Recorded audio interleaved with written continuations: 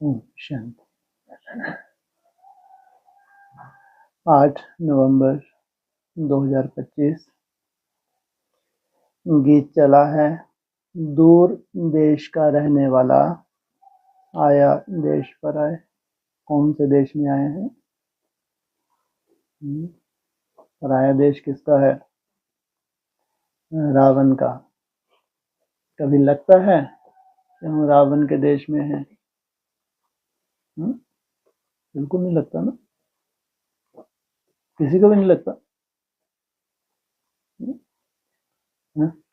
लगता है? नहीं लगता। जाने के लिए लायक कौन होंगे? जिनको लगता है कि रावण में हमको क्या है, जकड़ा हुआ है। और भगवान आया है यहाँ से छुड़ाने के लिए। अगर आप छूटे हुए हैं फिर तो कोई बात ही नहीं। किनके लिए आया है? दूर देश का रहने वाला पराये देश में, रावण के देश में आया है। और रावण क्या है? पांचवी का। तो अभी कोई छूटा है? अगर कोई छूटा है तो फिर तो बाप समान बन गए। तो एहसास अगर नहीं होता कैसा लगना चाहिए? हमको छुड़ाने भगवान आए हैं, और आज नहीं तो कल क्या होने वाले हैं। तो कितनी खुशी होनी चाहिए। जब भगवान ही आए हमको छुड़ाने के लिए, तुम सब सीताएं हो कहाँ हो? रावण की जेल में हो। तो तुम तो घर भूल गई थी। तुम तो क्या समझ, इस पिंजरे को ही क्या समझ लिया, यही मेरा घर है पिंजरा। लेकिन भगवान ने बताया कि नहीं भाई, तुमने बहुत तपस्या की है, जन्म जन्मांतर तपस्या की है। कहाँ जाने के लिए? घर जाने के लिए। ब्रह्म में तत्व, ब्रह्म में समाना है, ज्योति में समाना है। समझ तो थी नहीं, लेकिन ज्यादा मेहनत ब्रह्म में या ज्योति में समाने की किन्होंने होगी? जिनके लिए आए हैं ब्रॉड ड्रामा में, जिनके लिए आए हैं। अरे कोई हिसाब किताब तो होगा नहीं। दूर देश का रहने वाला आया है तुमको, तो किन्होंने मेहनत की होगी? और लौकिक दृष्टि से बताओ, कुछ समझ में भी आए? सूर्यवंशी ने सब कुछ ओढ़ के बैठ जाते हैं सूर्यवंशी में। कहाँ ढूंढे जाके उन सूर्यवंशियों को? उनकी कोई क्वालिटी मालूम तो पड़े। घर क्या है? महतत्व है, बेटा ब्रह्म, ब्रह्म महतत्व। वो कहते ब्रह्म में समाना है। कितनी बड़ी बात थी, साधारण बात थी क्या? ब्रह्म में समाने की बात कितनी बड़ी थी। साधारण कोई ऐसा डिसीजन ले सकता है? लौकिक की बात करो, ब्रॉड ड्रामा की। गृहस्थी ये सोच सकते हैं कभी? वो कहाँ के लिए सोचते हैं? हाँ, स्वर्ग में जाना है। पुण्य कर्म करते हैं, पूजा पाठ खूब करते हैं, अंत में उनको ये आशा होती है कि कहाँ जाना है अब? बस इस जन्म में हमने बहुत अच्छे कर्म किए हैं, पुण्य कर्म किए हैं, दान पुण्य किया है, तो स्वर्ग तो मिलेगा ही मिलेगा। मिलेगा नहीं मिलेगा वो बात अलग। और ये तो बहुत बड़ी बात हो जाती है। कहाँ के लिए पुरुषार्थ किया है? हाँ, ब्रह्म में लीन होने का। ये कौन करते हैं? जिनके लिए ललायत, जो ललायत रहे हैं, उनके लिए भगवान आया है जी। क्या बोला? इनसे मिलो। सन्यासी? हाँ। सन्यासी में तो ठीक है, उनमें तो ये क्या है, संस्कारी है।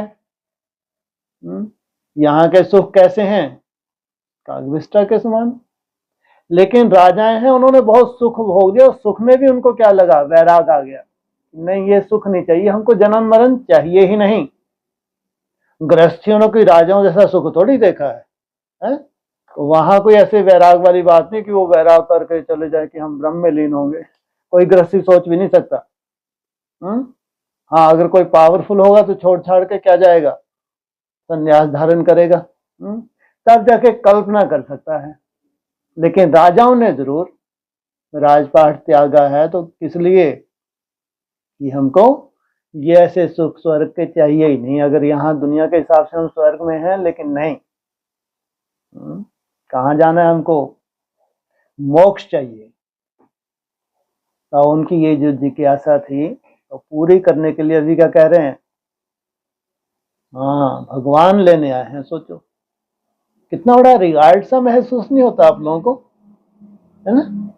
जैसे कोई आपको यहाँ लेने आए, वैसे आपको कॉल कर दे, ठीक है आ जाना, कोई बात नहीं, बोले नहीं रुको रुको मैं आता हूँ। तो कितना लौकिक में थोड़ा सा कल्पना करके देखो, किसी ने आपको कॉल किया, ठीक है आ जाना आप, हाँ कोई बात नहीं मिलूंगा, और बोले नहीं मैं आ रहा हूँ लेने के लिए। थोड़ा सा विचार तो करके देख लो, क्या जा रहा है अपना, कोई मूल्य लग रहा है क्या?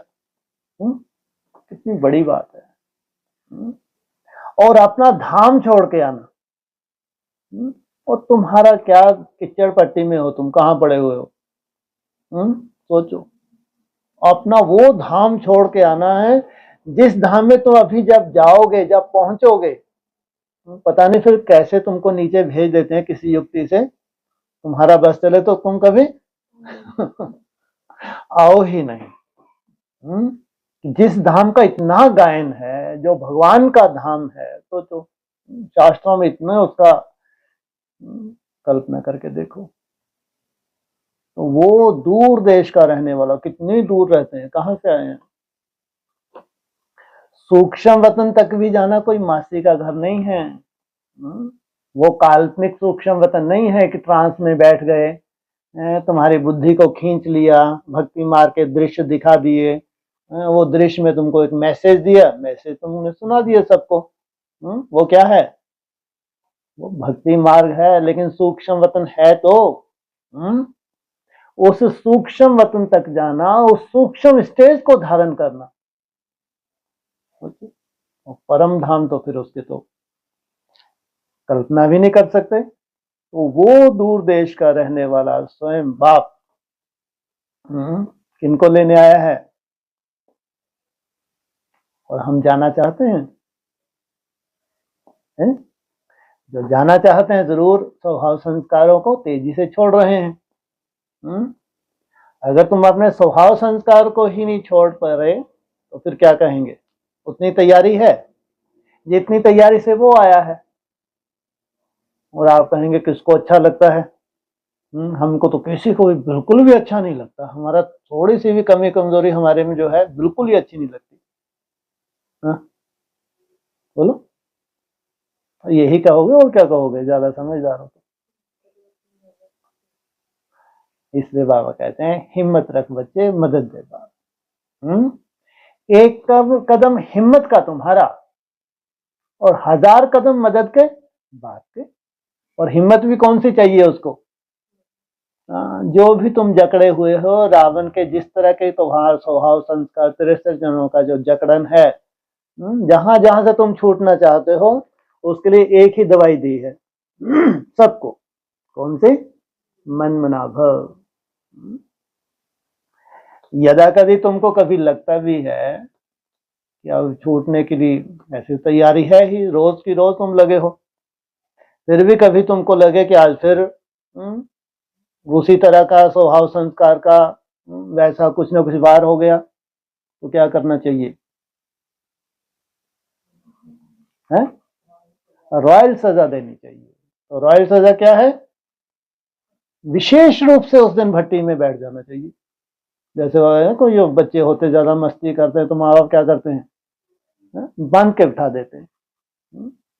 ऐसा नहीं है कि वो संस्कार रिपीट हो रहा है कि हम तो बहुत कमजोर हैं, पता नहीं संस्कार को कभी जीत पाएंगे नहीं जीत पाएंगे, ये ऐसे पुरुषार्थ ही नहीं चाहिए बाबा को। पहले तो साक्षी दृष्टा, कोई भी कमी कमजोरी है उसके लिए ये मेरी है ही नहीं, आज नहीं तो कल इसको जाना है। क्यों जाना, इसलिए क्योंकि मैं उसके लिए क्या कर रहा हूं, मेहनत कर रहा हूं। फिर यदा कभी रिपीट हो गई तो विशेष रूप से क्या करो, अपने को कहां झोंक दो। तो उनके लिए कहेंगे जो इस तरह की इतनी सुंदर तैयारी कर रहे हैं, वो जैसे कि बाप को रिगार्ड देते हैं। अगर भगवान हमारे लिए अपना धाम छोड़कर आए हैं तो हम भी जैसे कि ललायत हैं, कहाँ जाने के लिए? वापिस अपने घर जाने के लिए। ओम शांति। मीठे मीठे बच्चों ने गीत सुना, कड़वों कड़वों ने नहीं। जो मीठा बनने के पुरुषार्थी हैं, मेहनत कर रहे हैं, ना दुख देते हैं ना दुख लेते हैं, शुभ भावना शुभ कामना में रहते हैं, उनको कहेंगे मीठे। रूहानी बच्चे समझते हैं कि रूहानी बाबा जिसको हम याद करते आए हैं, दुख हरता सुख करता, वह तुम माता पिता फिर से आकर हमको सुख घनेरे दो। हम दुखी हैं, यह सारी दुनिया दुखी है, क्योंकि यह है कलयुगी पुरानी दुनिया। पुरानी दुनिया अथवा पुराने घर में इतना सुख हो नहीं सकता जितना नई दुनिया नए घर में होता है, लौकिक में भी। तुम बच्चे समझते हो, हम विश्व के मालिक आदि सनातन देवी देवता धर्म के थे। हमने ही 84 जन्म लिए हैं। तुम्हारी बुद्धि में बैठा, सोचो। इतनी बड़ी बात कोई बोल नहीं सकता। कौन सी? कि हम देव 84 चुरूसी नहीं, हम देवी देवता घराने के थे, हम देवात्माएं थे। इतना बड़ा जो स्वाभिमान है, सोचो। पूरा अगर हिंदू धर्म में को कोई कल्पना भी नहीं कर सकता। ये सच्चाई तुम्हारी ही बुद्धि में बैठी है। बाप कहते हैं, बच्चों तुम अपने जन्मों को नहीं जानते हो कि कितने जन्म पार्ट बजाया है। मनुष्य समझते हैं 84 लाख पुनर्जन्म है। क्यों समझते हैं? 84 लाख क्यों बोल दिया उनके हिसाब से? 84 लाख योनियां होती हैं और पूरे योनियों का चक्कर लगा के फिर क्या मिलता है? मनुष्य का जन्म मिलता है। एक एक पुनर्जन्म कितने वर्ष का होता है? 84 लाख के हिसाब से तो सृष्टि चक्र बहुत बड़ा हो जाए। तुम बच्चे जानते हो, हम आत्माओं का बाप हमको पढ़ाते हैं, इसलिए तुम्हारा जो संबंध है, भगवान नहीं है, प्रभु भगवान ईश्वर क्या है? तुम्हारा बाप है। बाप हमको पढ़ाते हैं। हम भी दूर देश के रहने वाले हैं, हम कोई यहां के रहने वाले नहीं हैं। साधारण बात नहीं है, बहुत बड़ी बात है। अगर तुमको इतनी स्मृति आ गई कि मैं यहाँ कहाँ हूं, पिंजरे में हूं, जहां मैं जकड़ी हुई हूं, जहां जहां मेरा मैंपन है, वो क्या है? ये माया है चारों तरफ। भगवान सर्वव्यापी नहीं है, लेकिन माया सर्वव्यापी है। और ये कितना अच्छा लगती है ये जकड़न। कैसा हमारा स्वभाव संस्कार हो गया कि ये जकड़न ही कैसे स्वर्ग जैसी लगती है, नहीं? कितनी बड़ी बात है। हम भी दूर देश के रहने वाले हैं। ये स्मृति तुमको आ गई कि ये हमारा घर है ही नहीं। अगर ये तुम्हारा घर है तो उतना ही तुमको मुश्किलात है। कहां? वापिस जाने में। जितना तुम्हारा अटैचमेंट इस घर में है, इस दुनिया में है, उतनी ही मुश्किलात है। तो हम भी दूर देश के रहने वाले हैं, हम कोई यहां के रहने वाले नहीं हैं। तो कितने उपराम हो जाती हैं वो आत्माएं, अगर बुद्धि में इतना सुंदर निश्चय बैठा है। यहां हम पार्ट बजाने आए हैं।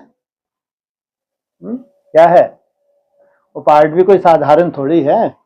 कैसा पार्ट बजाने आए हैं जी? क्या है एक्स्ट्राऑर्डिनरी में? हाँ, हीरोइन का पार्ट है, कोई साधारण नहीं है। बाप को भी हम परम धाम में याद करते हैं। अभी इस पराये देश में आए हैं।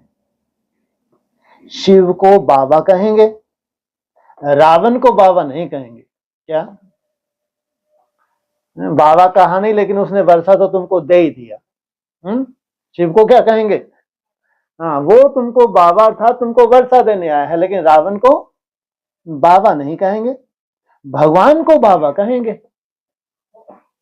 और वो तुम कहते हो बाबा, दुनिया वाले थोड़ी कहते हैं।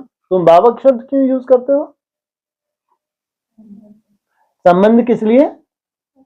वर्षा लेने के लिए। बाप की महिमा अलग है, 5 विकारों की कोई महिमा करेंगे क्या?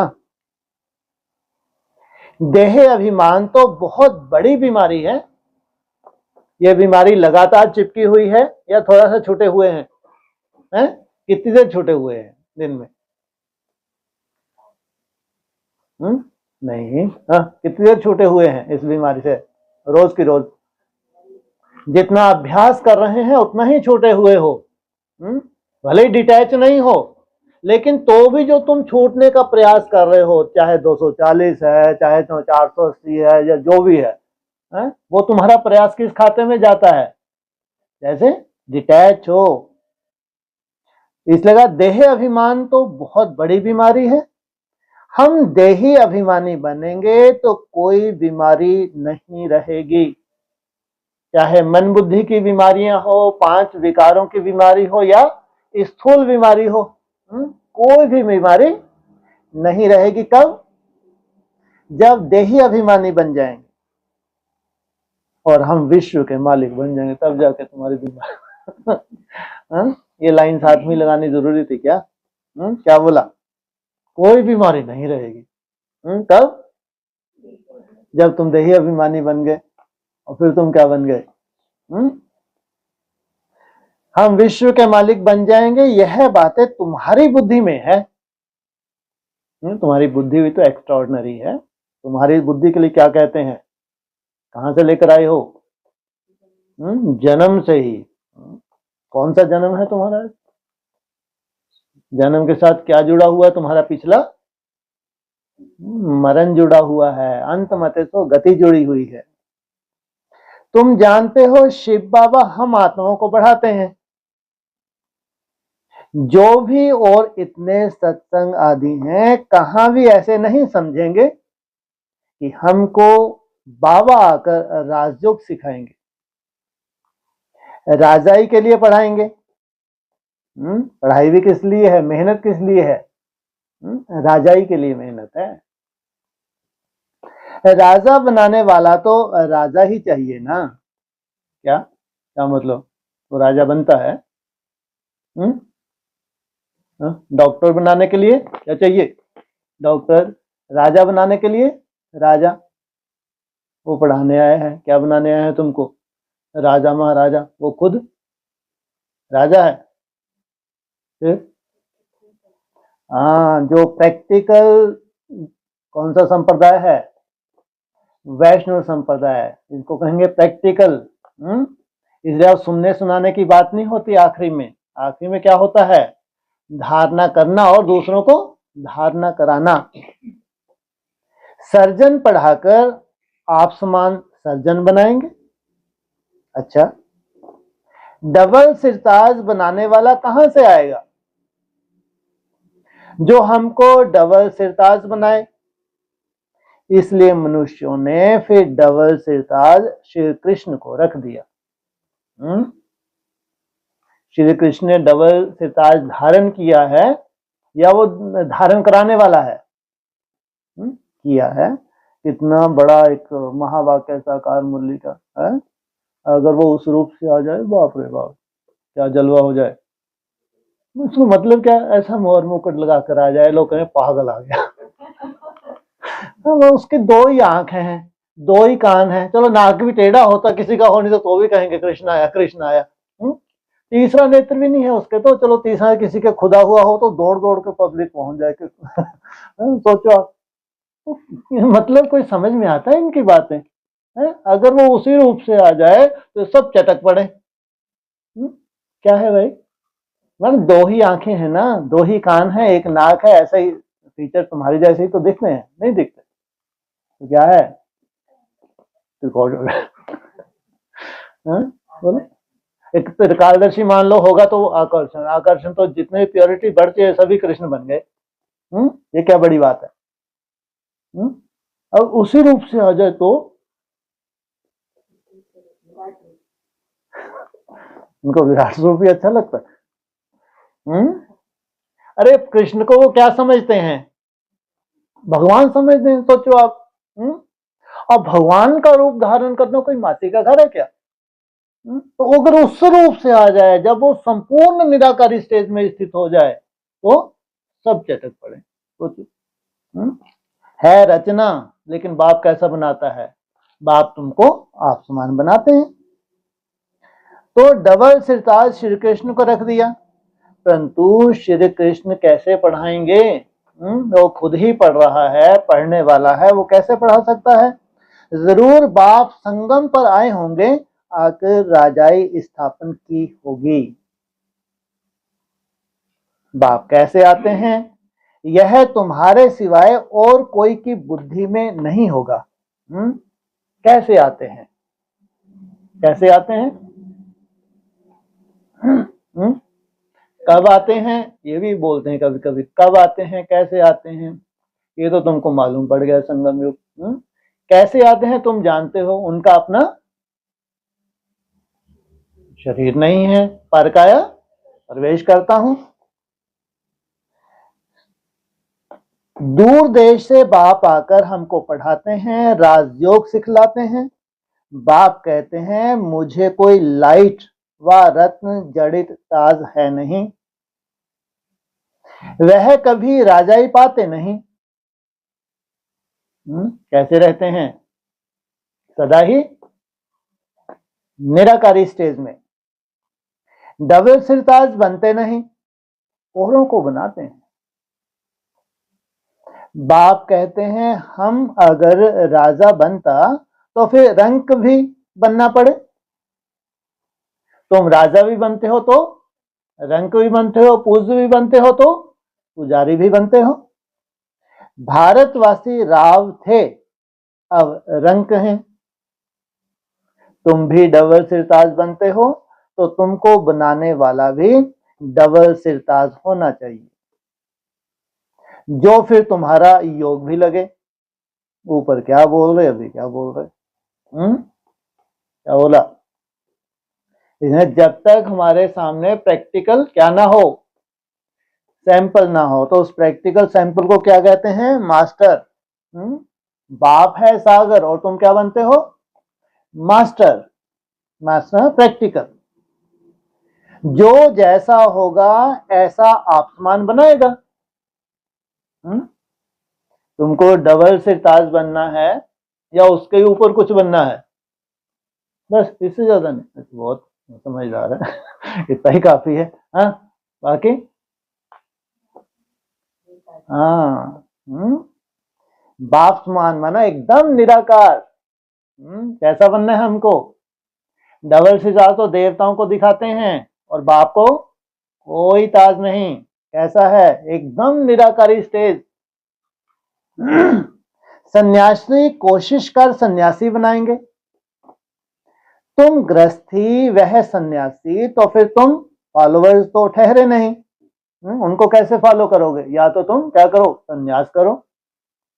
कहते हैं फलाना शिवानंद का फॉलोवर है, परंतु वह सन्यासी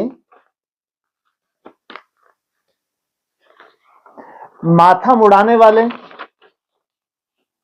तुम तो फॉलो करते नहीं, तो तुम फिर फॉलोवर क्यों कहते हो।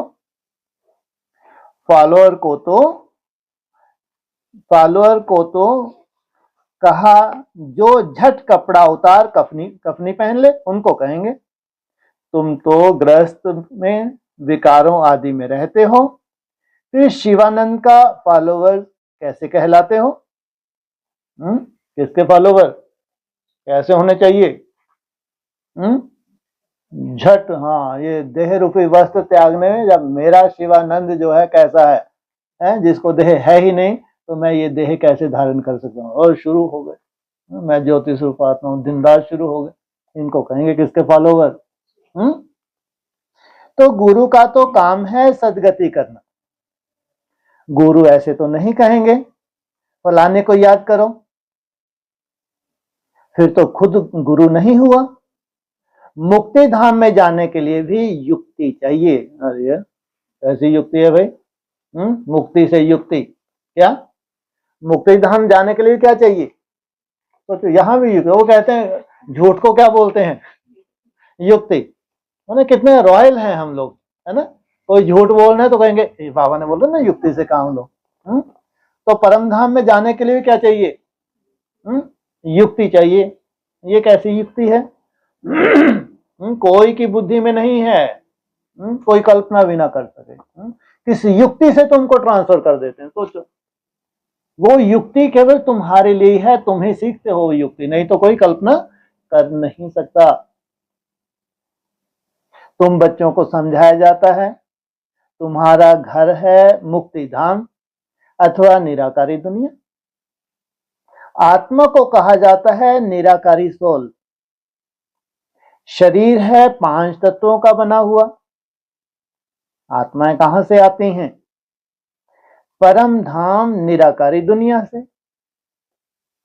वहां बहुत आत्माएं रहती हैं, उनको कहेंगे स्वीट साइलेंस होम। वहां आत्माएं दुख सुख से न्यारी रहती हैं। यह अच्छी रीति पक्का करना है। हम हैं स्वीट साइलेंस होम के रहने वाले। केवल साइलेंस नहीं है, वहां क्या है?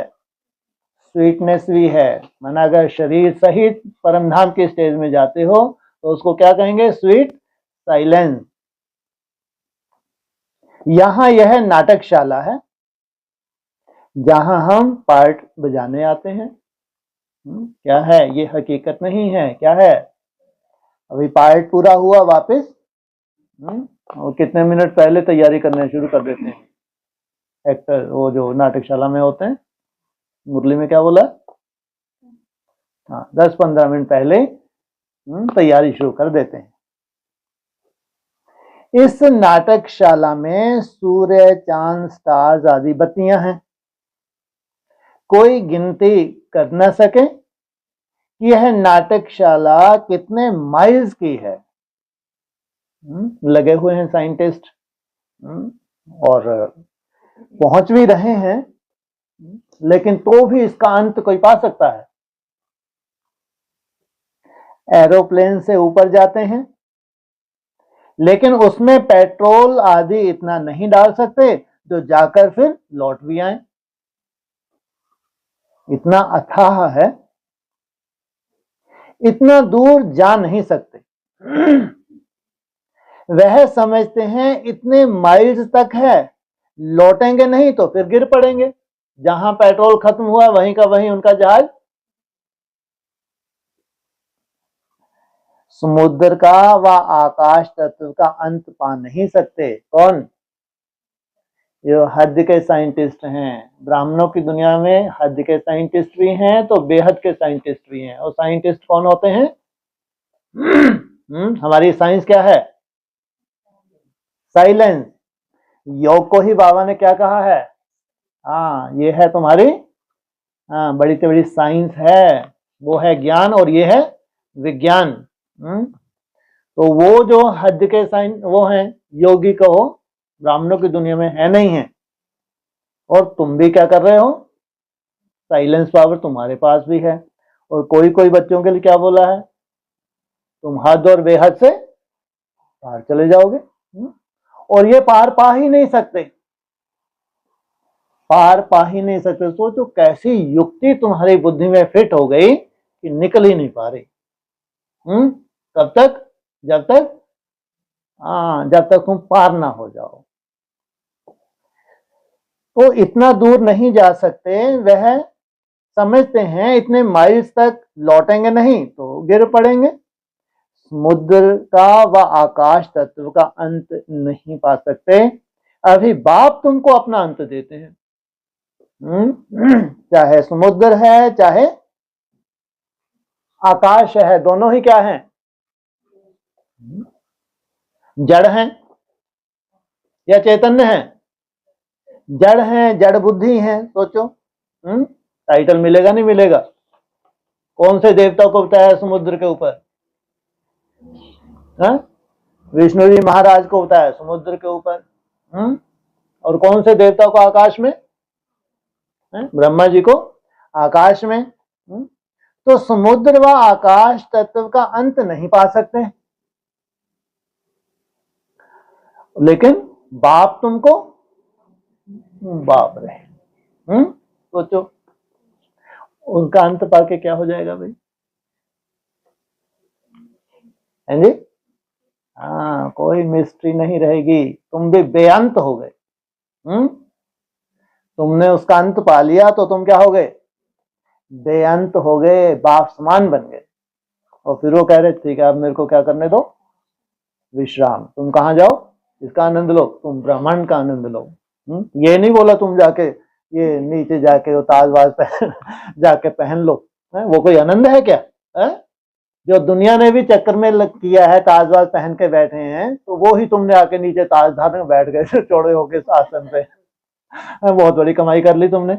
मतलब जो दुनिया ने भी किया वही तुम साज गा रहे हो, क्या मतलब रहा? और तुम्हारे लिए क्या बोला? तुम क्या आनंद लो? तुम ब्रह्मांड का आनंद लो। सोचो आप, इतनी बड़ी बात है ये। वो तो जैसे कि वो रूंग में है क्या? हाँ, विश्व की भाषा से रूंग में है, असली क्या है? असली ब्रह्मांड है। वो तो फिर कहते हैं हमको मेहनत लगती है, बातें तुम्हारी इतनी बड़ी बड़ी। ये तुम्हारी अगर हकीकत है, और सबसे पहले सबसे बड़ी बात जो मुख्य बात है, तुमको जो वरदान में क्या मिला हुआ है? लंबी आयु। सोचो, तरसती है दुनिया। तो चाहे गरीब भी हो ना, वो भी शरीर छोड़ना नहीं चाहता। सोचो, मरे जा रहे हैं तो भी शरीर नहीं छोड़ने, लंबी आयु होनी चाहिए। और जिनके पास धन दौलत हो, वो कितने भाग्यशाली हो। सबसे जास्ती धन दौलत तो तुम्हारे पास है। ये ज्ञान धन जो है, दो सच्चाई तुम्हारे पास है, प्योरिटी की पावर तुम्हारे पास है। इसलिए तुम्हारे को साथ साथ क्या दे दिया? आयुष्मान भव। सोचो कितनी बड़ी बात है। आत्मा इस आकाश तत्व से पार चली जाती है क्या? इतनी सूक्ष्म बनती है, इतनी सुंदर निसंकल्प अवस्था में चली जाती है आत्मा कि ये जड़ तत्व से भी कहां पहुंच जाती है? सूर्य, चांद, तारागण से भी पार। और कितना टाइम लगता है उसको जाने में? सेकंड की बात है। कितना बड़ा रॉकेट है। तुम आत्माएं जब पवित्र बन जाएंगी तो फिर रॉकेट मिसाइल तुम उड़ने लग पड़ेंगे, तब जाके। कब? जब तुम पवित्र बन जाएंगे। क्योंकि जाना कहां तक है तुमको? परम धाम जाना है। इसलिए बोला पवित्र बने बिगड़ परम धाम जा ना सके। जब तुम पवित्र बन जाएंगे, जब तुम्हारी शक्ति पूरी ऊर्ध्वगामी हो जाती है, और रॉकेट, फिर तुम उसका आनंद लेते हो कि वास्तव में उड़ना क्या होता है। कितना छोटा रॉकेट है, कितना छोटा है, तुमको खुद को ही तीसरे नेत्र से नहीं दिखता है? तुम्हारा ये रॉकेट इतना सूक्ष्म है, तुम भी कितना उसको रिफाइन करते हो अपने तीसरे नेत्र को कि निरंतर मैं इसको क्या करूं? देख सकूं। सूर्य चांद से भी उस पार मूल वतन में चले जाएंगे। इतनी सूक्ष्मता में जब तुम टिक गए, टिकना, और फिर दूसरा क्या है? निसंकल्प होना। टिकना माना तीसरा नेत्र तुम्हारा क्या हो गया? अति सूक्ष्म हो गया, तुम अपने को निहार रहे हो। और उसके बाद फिर स्पीड बढ़ाने के लिए, जितना निसंकल्प उतनी ही तेज स्पीड है तुम्हारी। सोचो आप, सूरज चांद का अंत पाने की बहुत कोशिश करते हैं। दूर के स्टार आदि कितने छोटे देखने में आते हैं। जो जितना दूर पहुंच जाएगा उतना ही सूक्ष्म स्टेजमेटी का होगा। ये पहचान है। दूसरों को देखने में तुम आओ ना आओ, लेकिन खुद की दूरी देख सकते हो कि मैं कितना दूर आ गया। जितना तुम सूक्ष्म स्टेज में टिकोगे उतना ही क्या हो तुम्हारी उससे करीब और इससे धरनी से दूर। हैं तो बहुत बड़े, क्या दुम्ब इनकी जैसी है बड़ी बड़ी, तो वैसी इनकी दुम्ब तो है।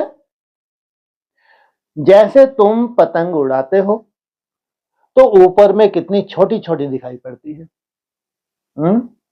साइज जितना ऊपर जा रही है क्या होता जा रहा है, साइज कम होता जा रहा है। ऐसे जितना तुम ऊपर जा रहे हो उतना ही तुम सूक्ष्म, और इधर साथ साथ निसंकल्प। और डोरी किसके हाथ में है? शिव बाबा के हाथ में। सोचो, बाप कहते हैं तुम्हारी आत्मा तो सबसे तीखी है, भगवान सर्टिफिकेट दे रहे हैं। है? क्या तुमको नहीं मालूम है? तुम भूल गए, कहां आके भूल गए? रावण के राज में भूल गए। तुम्हारी आत्मा तो क्या बोला? तुम्हारी आत्मा तो सबसे तीखी है, माना जितने भी ये दौड़ी पहनने वाले हैं उसमें से तुम्हारी आत्मा क्या है? सबसे तीखी है। सेकंड में एक शरीर से निकल दूसरे गर्भ में जाकर प्रवेश करती है। ये जलवा तुम्हारा कब कब रहा है?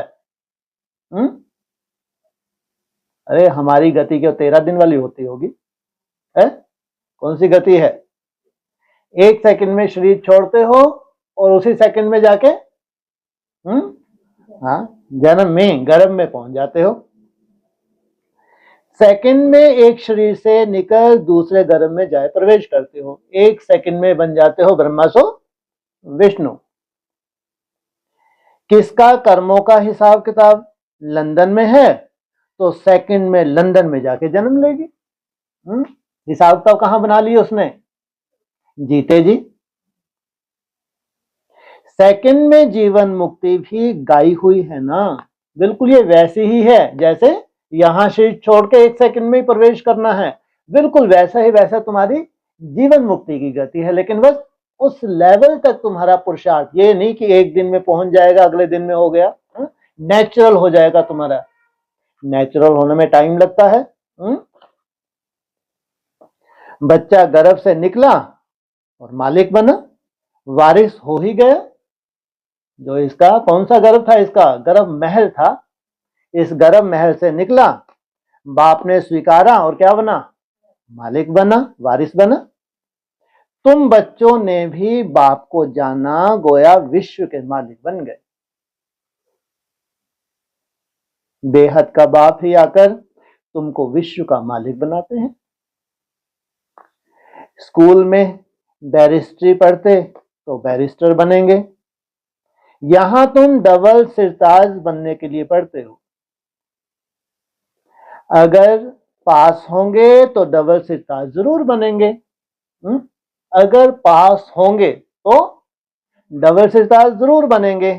अगर फेल होंगे तो कहां जाएंगे? ताज ही नहीं है। किनको ताज नहीं है? वो भी तो मनुष्य, उनके दो कौन से 3 आंख हो गए? हैं? अच्छा, पहले पूरे सुन तो लिया करो पूरा लाइन। हाँ जी आप बोलो, क्या बात है? बात तो सुनो कहां की हो रही है। यहां तुम डबल सिरताज बनने के लिए पढ़ते हो। क्या धारण करना है तुमको? डबल सिरताज। अगर पास होंगे तो डबल सिरताज जरूर बनेंगे। अगर पास होंगे तो डबल सिरताज जरूर बनेंगे। और डबल सिरताज दिखाते किनको हैं? किनको? देवताओं को। लक्ष्मी नारायण अकेले को ही दिखाते हैं, देवताओं को। और जो प्रजा है उनको ताज होता है क्या? दुख शांति नहीं है, कोई दुख शांति नहीं है। वायुमंडल इतना सुंदर है लेकिन ये नहीं है कि वो ताज है। लेकिन स्वर्ग है, कोई दुख शांति नहीं है। फिर भी स्वर्ग में तो जरूर जाएंगे। तुम फेल हो गए लेकिन स्वर्ग में जरूर जाए, क्योंकि ये पढ़ाई थी। उस पढ़ाई में पास कितने होने थे? 16,000 होने थे। लेकिन तुमने पढ़ाई तो एक्स्ट्राऑर्डिनरी पढ़ी है ना, तो दुनिया के हिसाब से तुमको स्वर्ग में तो जाना है। तुम जानते हो बाप तो सदैव वहां ही रहते हैं। कहां? वहां से तुमको लेने आए हैं, वो सदैव वहां ही रहते हैं। और गॉड फादर कहेंगे तो भी दृष्टि ऊपर जाएगी। गॉड फादर है तो जरूर कुछ तो उनका पार्ट होगा ना। कब पार्ट बजाते हैं? हाँ, एकदम कलयुग के अंत में केवल तुमको लेने आते हैं। अफसान बनाया और उनका पार्ट समाप्त। अभी पार्ट बजा रहे हैं। उनको बागवान भी कहते हैं। कांटों से आकर फूल बनाते हैं।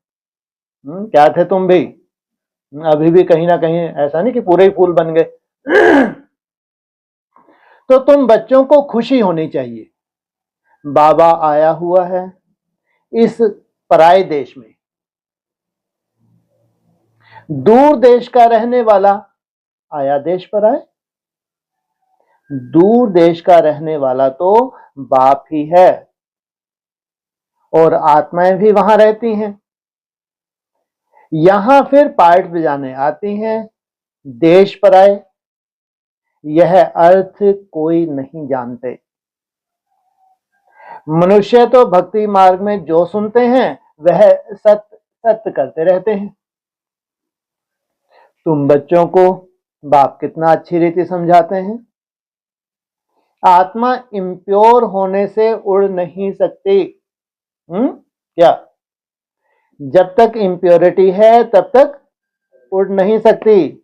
जब प्योरिटी होगी तो उड़ने की स्टेज कहां होगी? त्रेता में उड़ते हैं या दौड़ते हैं? दौड़ते हैं। पहले चलते थे। त्रेता युग इसलिए उसको सैमी स्वर्ग बोला है। स्वर्ग नहीं है वो, लेकिन वहां तुम दौड़ी पहनते हो।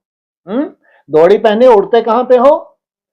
हाँ, जब सतोप्रधान स्टेज पर करते हो। आत्मा इम्प्योर होने से उड़ नहीं सकती। प्योर बनने बगैर वापस जा नहीं सकते। पहले सतोप्रधान स्टेज हो, फिर बाप सतोप्रधान बाप। क्या बोला है? कितनी बड़ी बात बोली है। तुमने स्टेज पकड़ी सतोप्रधान, अब वो सतोप्रधान बाप कहां ले जाएगा? पतित पावन एक ही बाप को कहा जाता है। उनको आना भी है संगम पर। तुमको कितनी खुशी होनी चाहिए। बाबा हमको डबल सिरताज बना रहे हैं। क्या? अगर भगवान बना रहा है तो बना लेगा नहीं लेगा? या छोड़ देगा? बस जितना जितना उतना उतना तुम्हारा भक्ति मार्ग जितना जितना। लेकिन इसको भक्ति मार्ग को छोड़ने में कितना, जैसे कि अंदर से कैसा लगता है, कितना कठिन। ऐसे चेहरे ऐसे नुचड़ जाते हैं। तो खुशी होनी चाहिए। भक्ति मार्ग ऐसे जैसे नुचड़ जाते, पता नहीं क्या इतने अंदर से निकाल रहे हैं। सोचो, बैठे हैं कहां पे? भक्ति मार्ग छोड़ने में कितने नुचड़। हद हो गई भाई। खुशी होनी चाहिए या नुचड़ना चाहिए? जितना जितना तुम्हारा भक्ति मार्ग खत्म हो रहा है उतना उतना क्या हो रहा है? खुशी होनी चाहिए, क्योंकि तुम्हारी अब समझ माना ज्ञान। बाबा हमको डबल सिरताज बना रहे हैं। इससे ऊंच दर्जा कोई का होता ही नहीं। अगर मनुष्य सृष्टि पर ऊंच से ऊंच दर्जा देखना हो तो तुम डबल सिरताज वालों का देखो। बाप कहते हैं मैं डबल सिरताज बनता नहीं हूं। बार बार बोल रहे हैं। कितना बड़ा उपकार किया। मैं नहीं बनता हूं। मैं आता ही हूं एक बार, पराये देश पराये शरीर में। यह दादा भी कहते हैं मैं शिव थोड़े ही हूं। मैं डबल ताज धारण करता हूं, वो डबल ताज धारण नहीं करते हैं। मैं शिव नहीं हूं और वो देवताओं सदृश नहीं है, जन्म भी नहीं लेते। मुझे तो लखीराज कहते थे। फिर सरेंडर हुआ तो बाबा ने ब्रह्मा नाम रख दिया। कब रखा नाम? वो सरेंडर भी साधारण नहीं था। ऐसा सरेंडर कोई कर ना सके, कोई मासी का घर नहीं है, है? जितना बड़ा सरेंडर वैसा ही भगवान ने तुमको नाम दिया। इनमें प्रवेश कर इनको कहा कि तुम अपने जन्मों को नहीं जानते हो।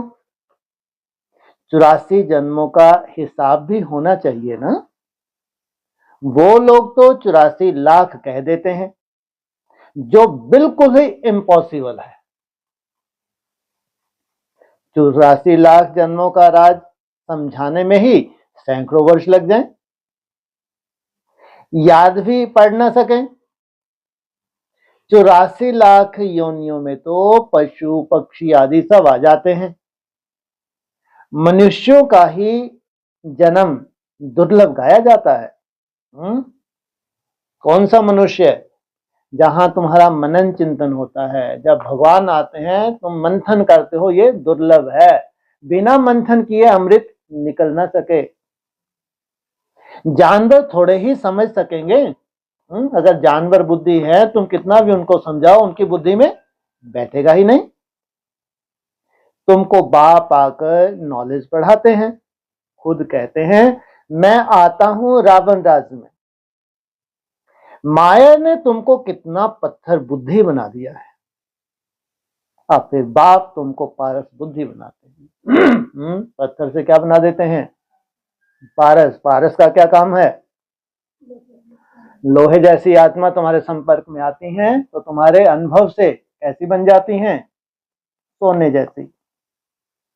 उतरती कला में तुम पत्थर बुद्धि बन गए। अब फिर बाप चढ़ती कला में ले जाते हैं। नंबरवार तो होते ही है ना। उतरती कला में तुम क्या बन गए? पत्थर बुद्धि। कौन सा यादगार है? हाँ, अहिल्या। फिर बाप तुमको आए हैं कहाँ? हाँ, नंबरवार तो होते हैं ना। हर एक को अपना पुरुषार्थ से समझना चाहिए। मुख्य बात है याद की। रात को जब सोते हो तो भी यह ख्याल करो, बाबा हम आपकी याद में सो जाते हैं। गोया हम इस शरीर को छोड़ देते हैं। कब?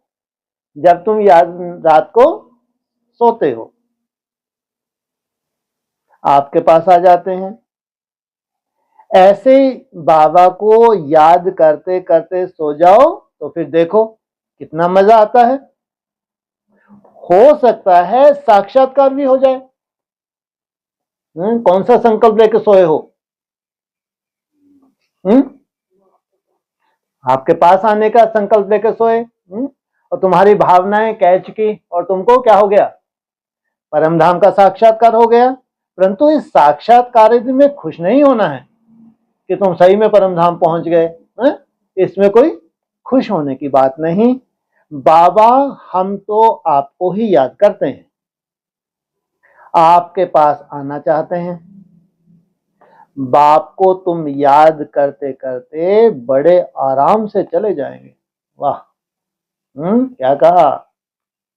आराम से नहीं बोला, क्या बोला? बड़े आराम से। वो बाबा के पास जाने से पहले कितने सुंदर बन जाओगे। कैसे बन जाओगे बाप जैसे? बड़े आराम से। कैसे बन जाओगे? है? बड़े आराम से। हाँ, कैसे? बाप की बात हो रही है, विष्णु जी की बात हो रही है, महाराज की है। अरे बोल दे, सब सुन लेंगे। हाँ जी, इनसे मिलो। इनसे मिलो, ये निराले स्टूडेंट है। बस निद्रा जी थी, इसी से परेशान हो गए क्या? अभोक्ता बड़े आराम से। बाप जैसे अभोक्ता, बाप जैसे निसंकल्प, बाप जैसे एकदम अभोक्ता। कैसे? ओ बड़े आराम से। आराम से नहीं है, बड़े आराम और आराम में बहुत अंतर है। क्या लगाया हुआ है? बड़े आराम से चले जाएंगे। हो सकता है सूक्ष्म वतन में भी चले जाओ। बड़े आराम से जाना तुमको कहाँ है? घर जाना है। अब तुमको साक्षात्कार परम धाम का कराया, अधूरे ज्ञानी हो तो हो सकता है तुम कहाँ चले जाओ, क्योंकि दोनों ही तो ऊपर हैं, चाहे सूक्ष्म वतन चाहे परम धाम। हो सकता है सूक्ष्म वतन में चले जाओ, मूल वतन में तो जा नहीं सकते। सूक्ष्म वतन तक पहुंच गए कोई साधारण बात है क्या? अब वहां क्या रह गया? अब थोड़ा सा है, बोलो। सूक्ष्म वतन तक पहुंच गए, किस स्टेज में पहुंच गए? इतनी सूक्ष्म स्टेज है। और सूक्ष्म स्टेज। परम धाम में तो कुछ भी संकल्प नहीं है। जबकि सूक्ष्म वतन में जब पहुंच जाओगे तो किन से मीटिंग होगी तुम्हारी? देवताओं से मीटिंग होती है। वो कोई साधारण बात थोड़ी है। वो तुम्हारे राइट हैंड बन जाए, इतनी बड़ी बात है। लेकिन मूल वतन नहीं जा सकेंगे। मूल वतन के लिए फिर सूक्ष्म वतन में रह के कौन सी स्टेज में जाना होता है? एकदम निसंकल्प। कि सूक्ष्म वतन में कितने देवताएं हैं? 33 करोड़ क्या? 3 देवता हैं। ब्रह्मा की स्टेज भी है, तो विष्णु की स्टेज भी है, तो महादेव की स्टेज भी है। तो महादेव की स्टेज को होते हुए फिर जाके एकदम निसंकल्प तक जाना। अभी वापस जाने का समय कहां आया है? अब बोल रहे थे तब 18 जनवरी 69 से पहले, क्योंकि मालूम था अभी तो इन सबको शरीर छोड़ना है। फिर दूसरा शरीर जाके लेंगे, तब ये बातें सब क्या होंगी? प्रैक्टिकल होंगी। हाँ, साक्षात्कार हुआ बिंदी का, फिर छोटी छोटी आत्माओं का झाड़ दिखाई पड़ेगा। कितनी सूक्ष्म हो जाएंगी? अति सूक्ष्म। जैसे तुमको बैकुंठ का साक्षात्कार होता है ना, ऐसे नहीं। साक्षात्कार हुआ तो तुम बैकुंठ में चले जाएंगे? नहीं। उसके लिए तो फिर यहां मेहनत करनी पड़े। कहां जाने के लिए? साक्षात्कार होना कोई बड़ी बात नहीं है कि तुम्हारी मन बुद्धि में साक्षात्कार हो गया कि ये बैकुंठ की स्टेज है, इसके ऊपर कोई स्टेज नहीं है। लेकिन उसके लिए मेहनत करनी पड़े। तुमको समझाया जाता है तुम पहले पहले जाएंगे स्वीट होम। सब आत्माएं पार्ट बजाने से मुक्त हो जाएंगी। जब तक आत्मा पवित्र नहीं बनी है तब तक जा ना सके। बाकी बाकी साक्षात्कार से मिलता कुछ भी नहीं। मीरा को साक्षात्कार हुआ, बैकुंठ में चली थोड़ी ही गई। बैकुंठ तो सतयुग में ही होता है क्या? कहां होगा? वहां सत्य ही सत्य है, वहां कहीं भी झूठ नहीं है। अभी तुम तैयारी कर रहे हो बैकुंठ का मालिक बनने के लिए। सतयुग में बैकुंठ होगा और तुम क्या तैयारी कर रहे हो? उस बैकुंठ का भी मालिक बनने के लिए। संगम युग में जो सतयुग होगा उसकी अपनी स्टेज है। उन सब के अंदर क्या है? सत्यता है। लेकिन उनसे भी ऊंची स्टेज जिनकी में कोई कुंठा नहीं, इतने सुंदर बीज रूप अवस्था में चले गए। वहां का मालिक बनने के लिए बाबा ध्यान आदि में इतना जाने नहीं देते, क्योंकि तुमको तो पढ़ना है ना। ये ध्यान दीदार, ये भक्ति मार्ग तुम्हारे लिए नहीं है। तुमको तो प्रैक्टिकल बनना है। बाप आकर पढ़ाते हैं, सर्व की सदगति करते हैं। विनाश भी सामने खड़ा है। बाकी असुरों और देवताओं की लड़ाई तो है नहीं। वह आपस में लड़ते हैं तुम्हारे लिए, क्योंकि तुम्हारे लिए नई दुनिया चाहिए। इनको लड़ा रहे हैं, सोचो कैसे नाटक हैं। जब तक तुम्हारी निराकारी स्टेज नहीं है तब तक इनको अच्छे से नहीं लड़ाएंगे। जब तुम बच्चे बहुत सुंदर निराकारी स्टेज में चले जाएंगे तो समझो इनको लड़ा देंगे तुम्हारे लिए। अगर दुनिया को मालूम पड़े बोले सबसे पहले इनको निपटाओ। यही जड़ है पूरे संसार की। इसलिए वो गलत थोड़ी बोलते थे कि ब्रह्मा कुमार यही है, विनाश कराएंगे विनाश कराएंगे। सही तो बोलते थे। सोचो आप। बाकी तुम्हारी लड़ाई है माया के साथ। तुमको कोई जीतने के लिए लड़ाई वड़ाई नहीं करनी कि हम क्या विश्व के मालिक बनेंगे। यहाँ हम अष्टदेव में आएंगे, हम यहाँ रत्नों में बैठ जाएं आके। ये फालतू बातें तुम्हारे पास नहीं है। तुम्हारी लड़ाई है सबसे बड़ी किसके साथ? माया के साथ। तुम बहुत नामी ग्रामी वॉरियर्स हो। तुम्हारा नाम वाला है भाई। ऐसे हो नामी ग्रामी, परंतु कोई जानते नहीं है देवियां इतना क्यों गाई जाती हैं। अभी तुम भारत को योग बल से स्वर्ग बनाते हो, इसलिए इतना तुम्हारा क्या होता है? गायन और पूजन।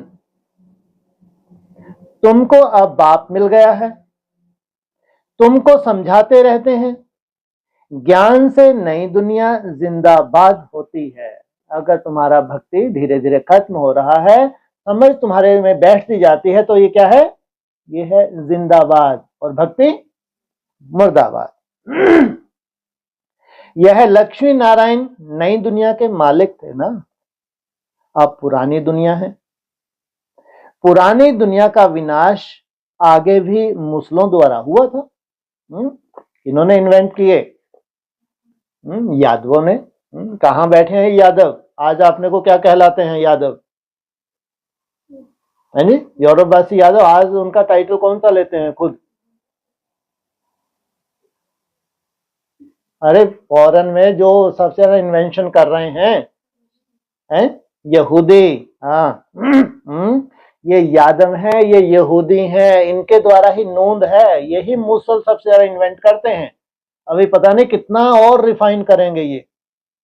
छोटा सा पिद्दा सा है ये, सोचो। इजराइल कितना छोटा सा है ये, उसको कंट्री भी मत कहो। हमारी जो सबसे छोटी स्टेट होगी ना, उससे भी छोटा होगा, सोचो। कितना खतरनाक कांटा है। तो ये है यहूदी। तो अब पुरानी दुनिया है, पुरानी दुनिया का विनाश आगे भी मुसलों द्वारा हुआ था, तो अभी भी किस लिए इन्वेंशन हो रही है? इतना ये बड़ा भंभोर है, उसको आग लगनी है। महाभारत लड़ाई लगी थी, उस समय बाप राजयोग भी सिखा रहे थे। एक तरफ क्या था? राजयोग सिखाया जा रहा है, दूसरी तरफ महाभारत लड़ाई चल रही है। अब प्रैक्टिकल में बाप राजयोग सिखा रहे हैं। उधर महाभारत का अंत की सीन, और तुम्हारा इधर बीज रूप अवस्था की फाइनल स्टेज। बाप ही तुमको सच बताते हैं, सच्चा बाबा आते हैं, तुम सदैव खुशी में डांस करते हो। यह है ज्ञान डांस। तो जो ज्ञान डांस के शौकीन हैं, उनको ही सामने बैठना चाहिए। जो नहीं समझने वाले होंगे, उनको उबासी आएगी। समझ जाते हैं यह कुछ भी समझते नहीं है, ज्ञान को कुछ भी नहीं है, नहीं तो इधर उधर देखते रहेंगे। बाबा भी ब्राह्मणी को कहेंगे, तुमने किसको लाया? जो सीखते हैं और सिखलाते हैं, उनको सामने बैठाना चाहिए, उनको खुशी होती रहेगी।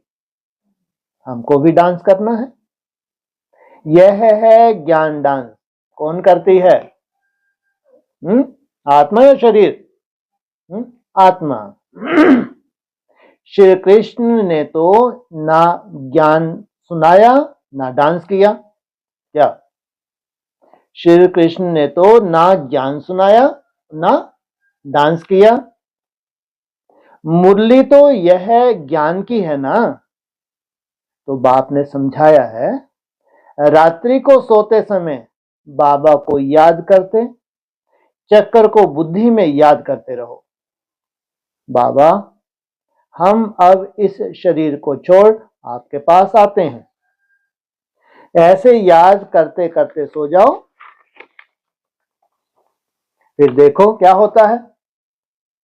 आगे कब्रिस्तान बनाते थे, फिर कोई शांत में चले जाते थे, कोई रास करने लग पड़ते थे। सबको ऐसे क्या करते थे? लेटा देते थे हॉल में।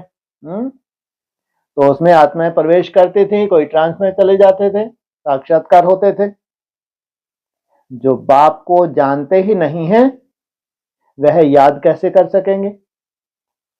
मनुष्य मात्र बाप को जानते ही नहीं है, तो बाप को याद कैसे करें? तब बाप कहते हैं, मैं जो हूं जैसा हूं, मुझे कोई भी नहीं जानते। जो हूं माना, जो हूं माना निराकार ज्योति स्वरूप। मैं जो हूं जैसा हूं। तुम जो हो जैसे हो। जैसा माना अव्यक्त ज्योतिर्लिंगम। अभी तुमको कितनी समझ आई है? तुम हो गुप्त वॉरियर्स। वॉरियर्स नाम सुनकर देवियों को फिर तलवार वान आदि दे दिए। तुम वॉरियर्स हो योग बल से। किससे जीतते हो? योग बल से विश्व के मालिक बनते हो। बाहुबल से भल कोई कितनी भी कोशिश करे परंतु जीत पा नहीं सकते। भारत का योग मशहूर है, यह बाप ही आकर सिखलाते हैं, यह भी किसको पता नहीं। उठते बैठते बाप को ही याद करते रहो। कहते हैं योग नहीं लगता, योग अक्षर उड़ा दो। क्या तुम्हारा अगर योग नहीं लगता तो क्या करो? योग अक्षर उड़ा दो। बच्चे तो बाप को याद करते हैं ना। क्या मतलब? बच्चे तो बाप को याद करते हैं ना। अगर योग नहीं लगता तो इसको क्या करो? है? अरे ये जो अभी बोल रहे हैं इसके बाद वो तो जब होगा तब होगा। क्या कहा? बच्चे तो बाप को इसको उड़ाया। उठते बैठ, अरे कहां गए? तो बाप कहते हैं योग नहीं लगता। अगर नहीं लगता तो क्या करो? इसको हटाओ। क्या करो? मेरा बाबा मीठा बाबा दिल से, ऐसे नहीं। किससे? दिल से। तो बच्चे तो बाप को याद करते हैं ना। शिव बाबा कहते हैं माम एकम याद करो, मेरे अलावा तुम्हारी बुद्धि में दूसरा कुछ ना आए। मैं ही सर्वशक्तिवान हूं। मुझे याद करने से तुम सतो प्रधान बन जाएंगे। जब सतो प्रधान बन जाएंगे तो फिर आत्माओं की बारात निकलेगी। क्या बात है। इंतजार इसी की थी। तुम क्या बन गए? सतो प्रधान, और वो उधर बारात निकल रही है। इसलिए कहा तुम्हारी कर्मातीत अवस्था और विनाश का बहुत गहरा संबंध है। जब सतो प्रधान बन जाएंगे तब फिर आत्माओं की बारात निकलेगी। जैसे मक्खियों की बारात होती है ना, यह है शिव बाबा की बारात। किनके लिए है ये? दुनिया के लिए नहीं है। जो शिव बाबा को जानते हैं उन्हीं को लेने आया है। वो तो जब जाएंगे तब जाएंगे। जो 800 करोड़ हैं वो तो जब जाएंगे तब जाएंगे। पहले पहले बारात कितनों की होगी? हैं जी? 9 लाख में से आधे तो यही हैं। हाँ, वो जो 3-4 लाख बताया है वो पहली पहली शिव बाबा की बारात है, क्योंकि उन्होंने शिव बाबा को जाना है, दुनिया ने नहीं जाना। पहले पहले उनकी मुक्ति होनी है। यह है शिव बाबा की बारात। शिव बाबा के पिछाड़ी सब आत्माएं मच्छरों सदृश भागेंगी। ये है बारात। बाकी तो फिर पीछे पीछे मच्छरों सदृश बाकी शरीर सब खत्म हो जाएंगे। अच्छा, मीठे मीठे सकील हृदय बच्चों प्रति माता पिता बाप दादा का याद प्यार। Good morning. रूहानी बाप की रूहानी बच्चों को नमस्ते, रूहानी बच्चों की रूहानी बाप दादा को ओम शांति।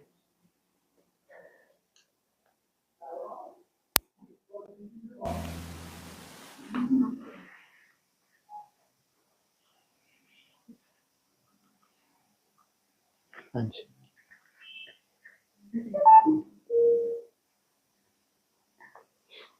सब आज ये बात आई ना कि सूक्ष्म वतन तक जाते हैं अपनी पावर से, ठीक है, पुरुषार्थ करके। हाँ जी, फिर वहाँ बताया ना 3 देवताएं होते हैं।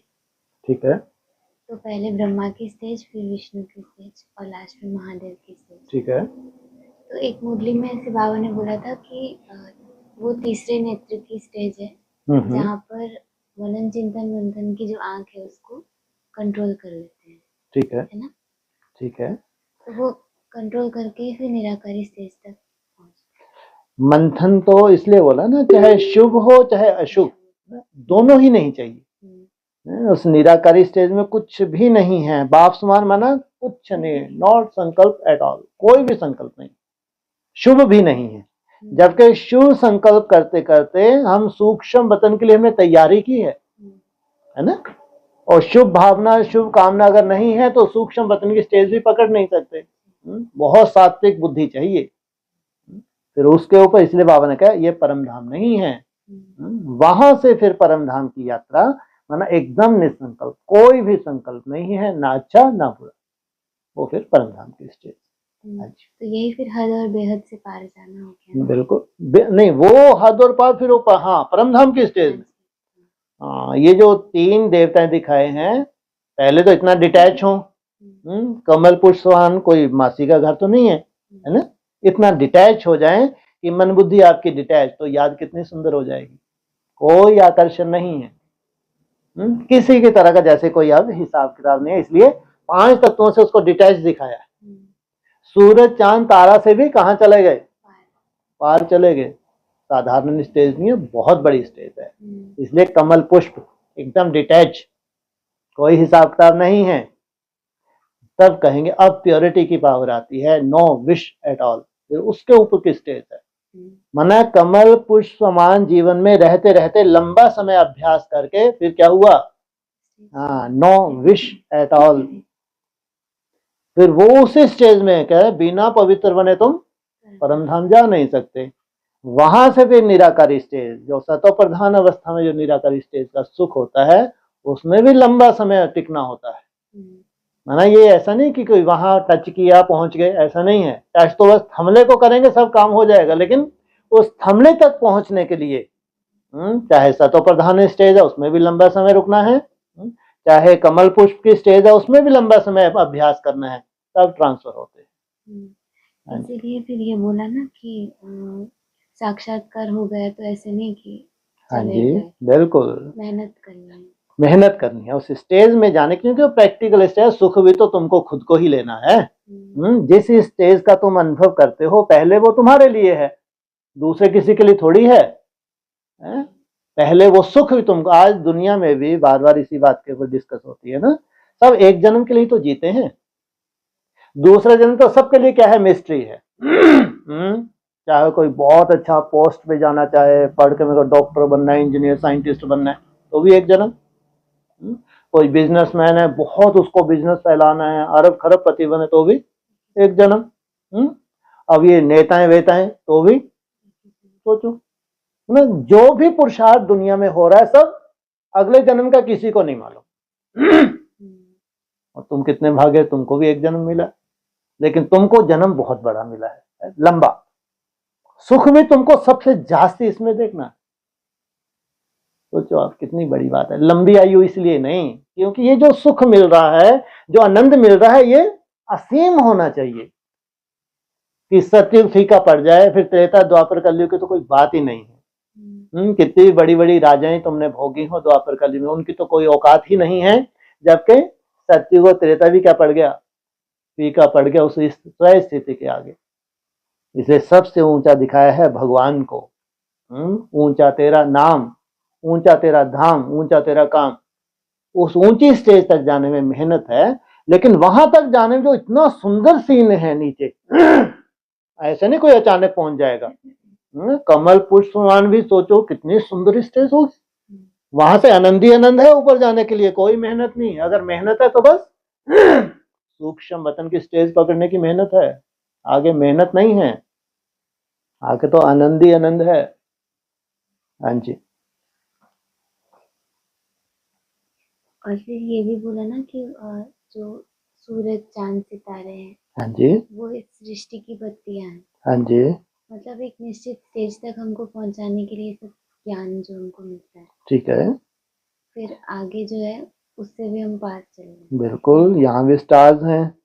यहाँ अगर अव्यक्त वाणी में किसी स्टार को वैल्यू दी है तो कौन से स्टार को वैल्यू दी है, ध्रुव। बाकी स्टार की तो 2-3 कैटेगरी बताई है, पुच्छल तारे भी बताया है ना। कोई ऐसे स्टार हैं जो संगठन में रहते हैं, कोई अदली बदली करने वाले, अव्यक्त वाणी में इनका बताया, लेकिन ध्रुव तारा। फिर चंद्रमा भी है, और ज्ञान सूर्य की स्टेज पकड़ने वाला भी है। इन सब से ऊपर ये भी हद है, तुमको बेहद इतने सूक्ष्म स्टेज धारण करनी है। हाँ जी। और वैसे बाजी बोला ना कि आत्मा जो है वो रॉकेट समान बन जाती है, हाँ तो 1 सेकंड में पहुंच जाती है। हाँ, फिर थोड़ी उसको बाबा तो बार बार रोज ही बोलते हैं 1 सेकंड में स्टॉप, ये है रॉकेट। हाँ, 1 मिनट नहीं, 2 सेकंड भी ना लगे। तुमने बोला स्टॉप और आत्मा उड़ गई, एकदम वही निसंकल्प हो गई, इसको कहेंगे रॉकेट। तो रोज ही बाबा बोलते हैं कि 1 सेकंड लगे और तुम उड़ जाओ। इसका कॉन्ट्रास्ट है कि सूरज की किरण आने में 8 मिनट लगते हैं हाँ जी, और रॉकेट को जाने में 1 सेकंड, तो कितना अंतर हो गया। हाँ जी।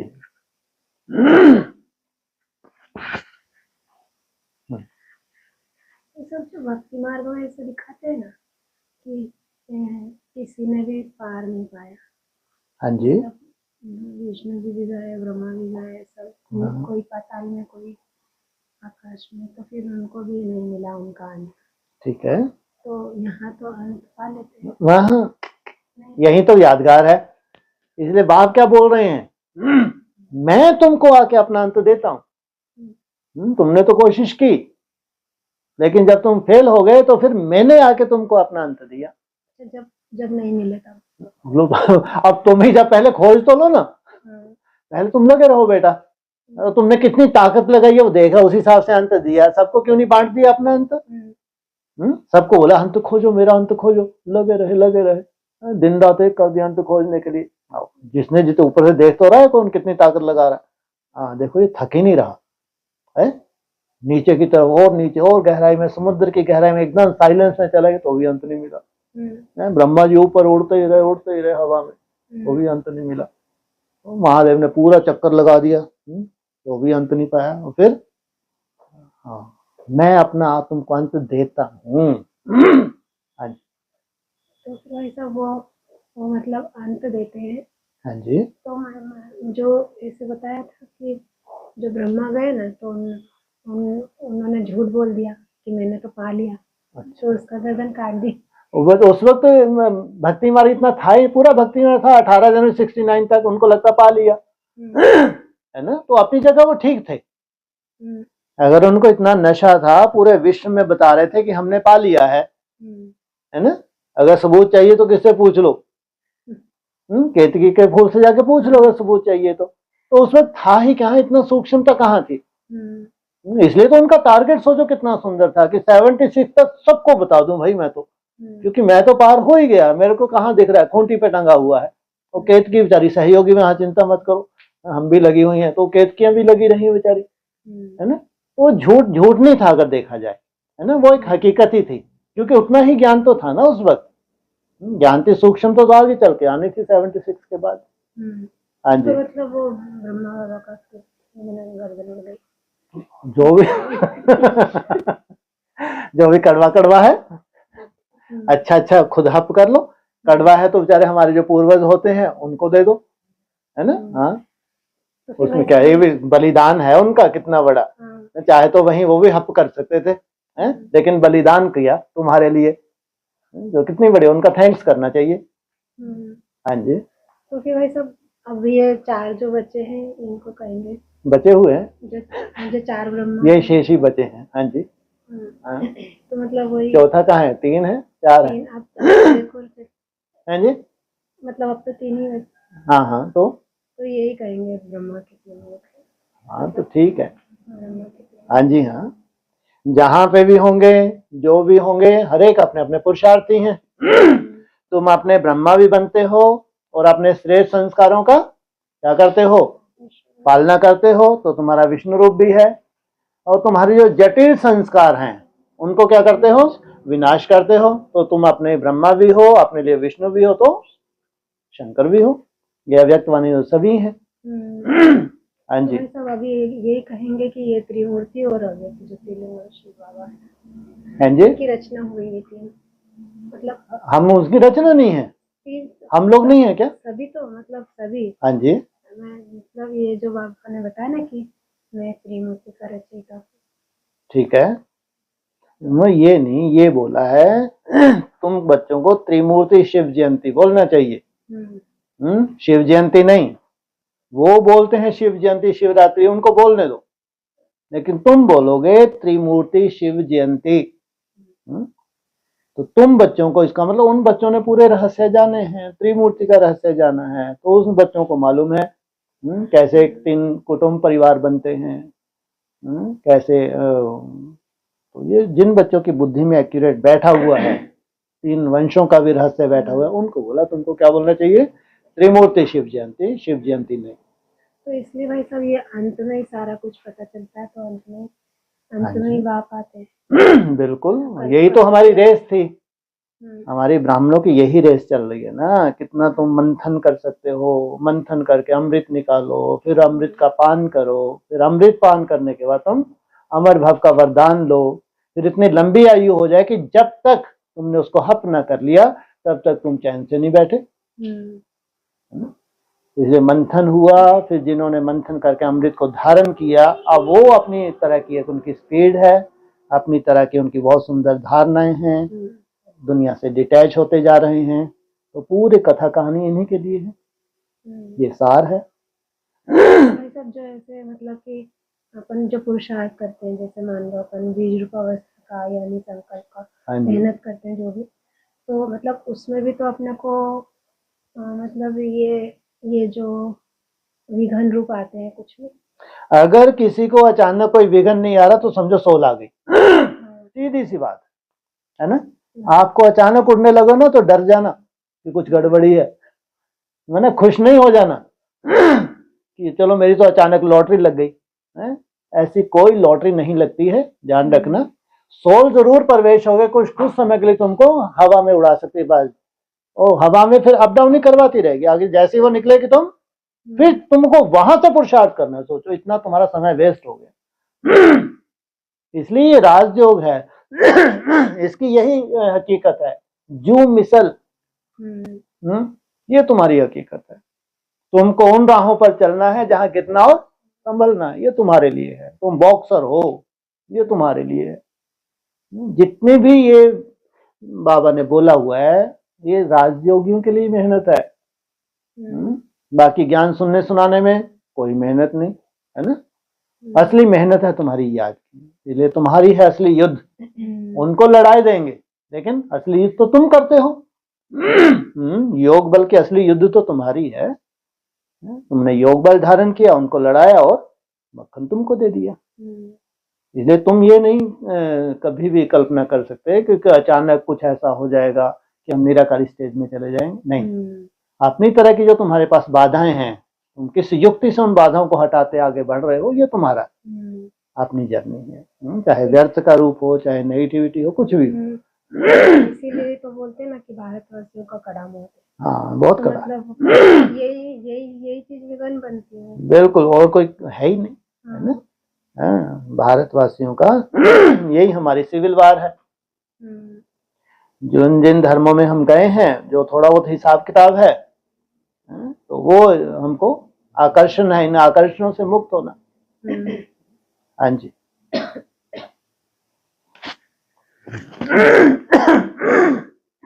आज ये बोला ना कि मुरली में पॉइंट आता है कि एक्टर्स जो है वो नाटक में जाने से पहले 10-15 मिनट पहले तैयारी करते। ठीक है, तो इसका तो अभी तुम तैयारी नहीं कर रहे हो, तुमको ये साक्षात्कार हो गया कि बस अब नाटक खत्म है, अब तो जल्दी अपने कपड़े चेंज करो, नए कपड़े पहनो।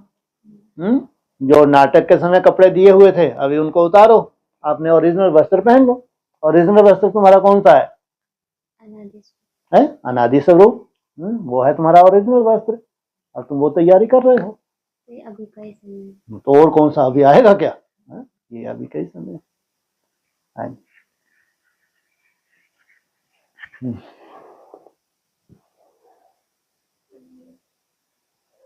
हो गया। ऑनलाइन किसी का कोई प्रश्न हो? 10 मिनट आएंगे। ओम शांति। जी जी बोलिए। विनाश के लिए कौन सी स्टेज जरूरी है जब बाहर विनाश होता है? विनाश करवाने के लिए, विनाश से बचने के लिए? मेरा क्वेश्चन एक्चुअली ऐसा था। जी जी। तो बहुत लंबा था तो मैंने शॉर्ट में शीतल में से बोलूं।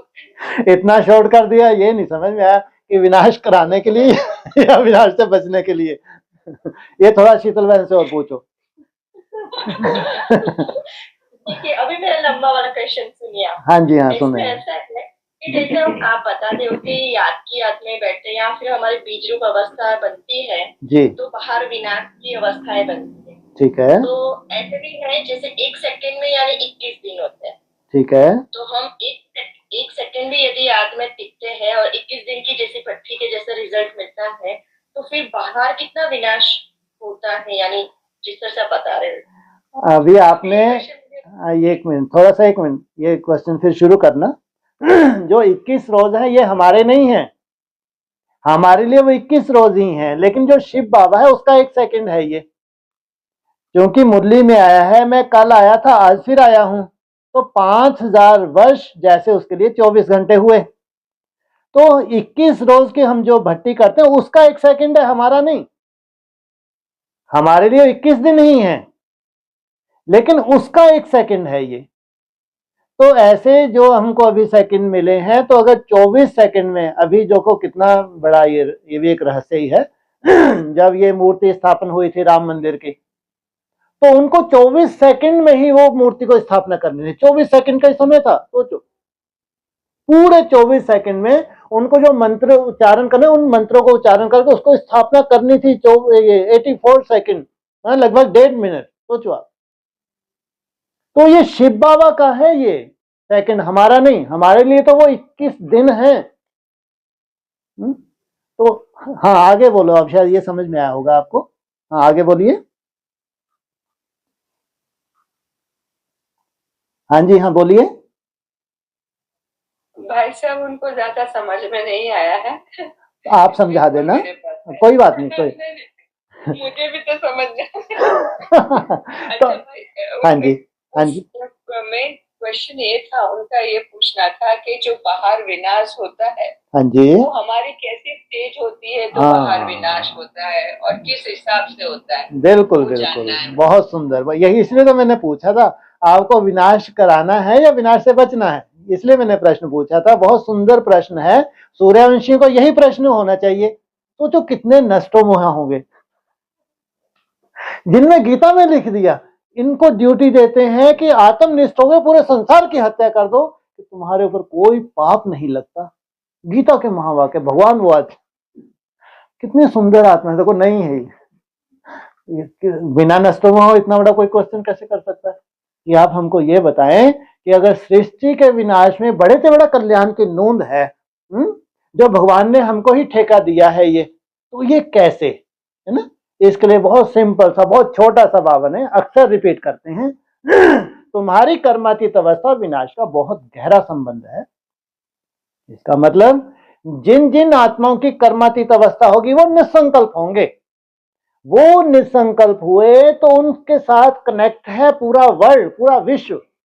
उनको कोई लेना देना नहीं है, वो विनाश के लिए नहीं बैठे हैं कि हमको विनाश करना, हम ज्वाला स्वरूप कितने फैलाएंगे। ये नाटकबाजी नहीं होती है ना। वो तो कल्याण के लिए करते हैं। विश्व कल्याण के लिए कर रहे हैं, वो विनाश के लिए कभी भी योग नहीं करते। सोचो, शिव बाबा के बच्चे और विनाश के लिए योग करेंगे, सोच भी नहीं सकते, है ना।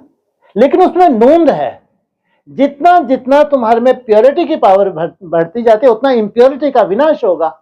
ये भी तो मुरली के महावाक्य है ना। अब तुम निराकारी स्टेज में टिक गए और कौन देख रहे थे तुमको? अव्यक्त आत्माएं।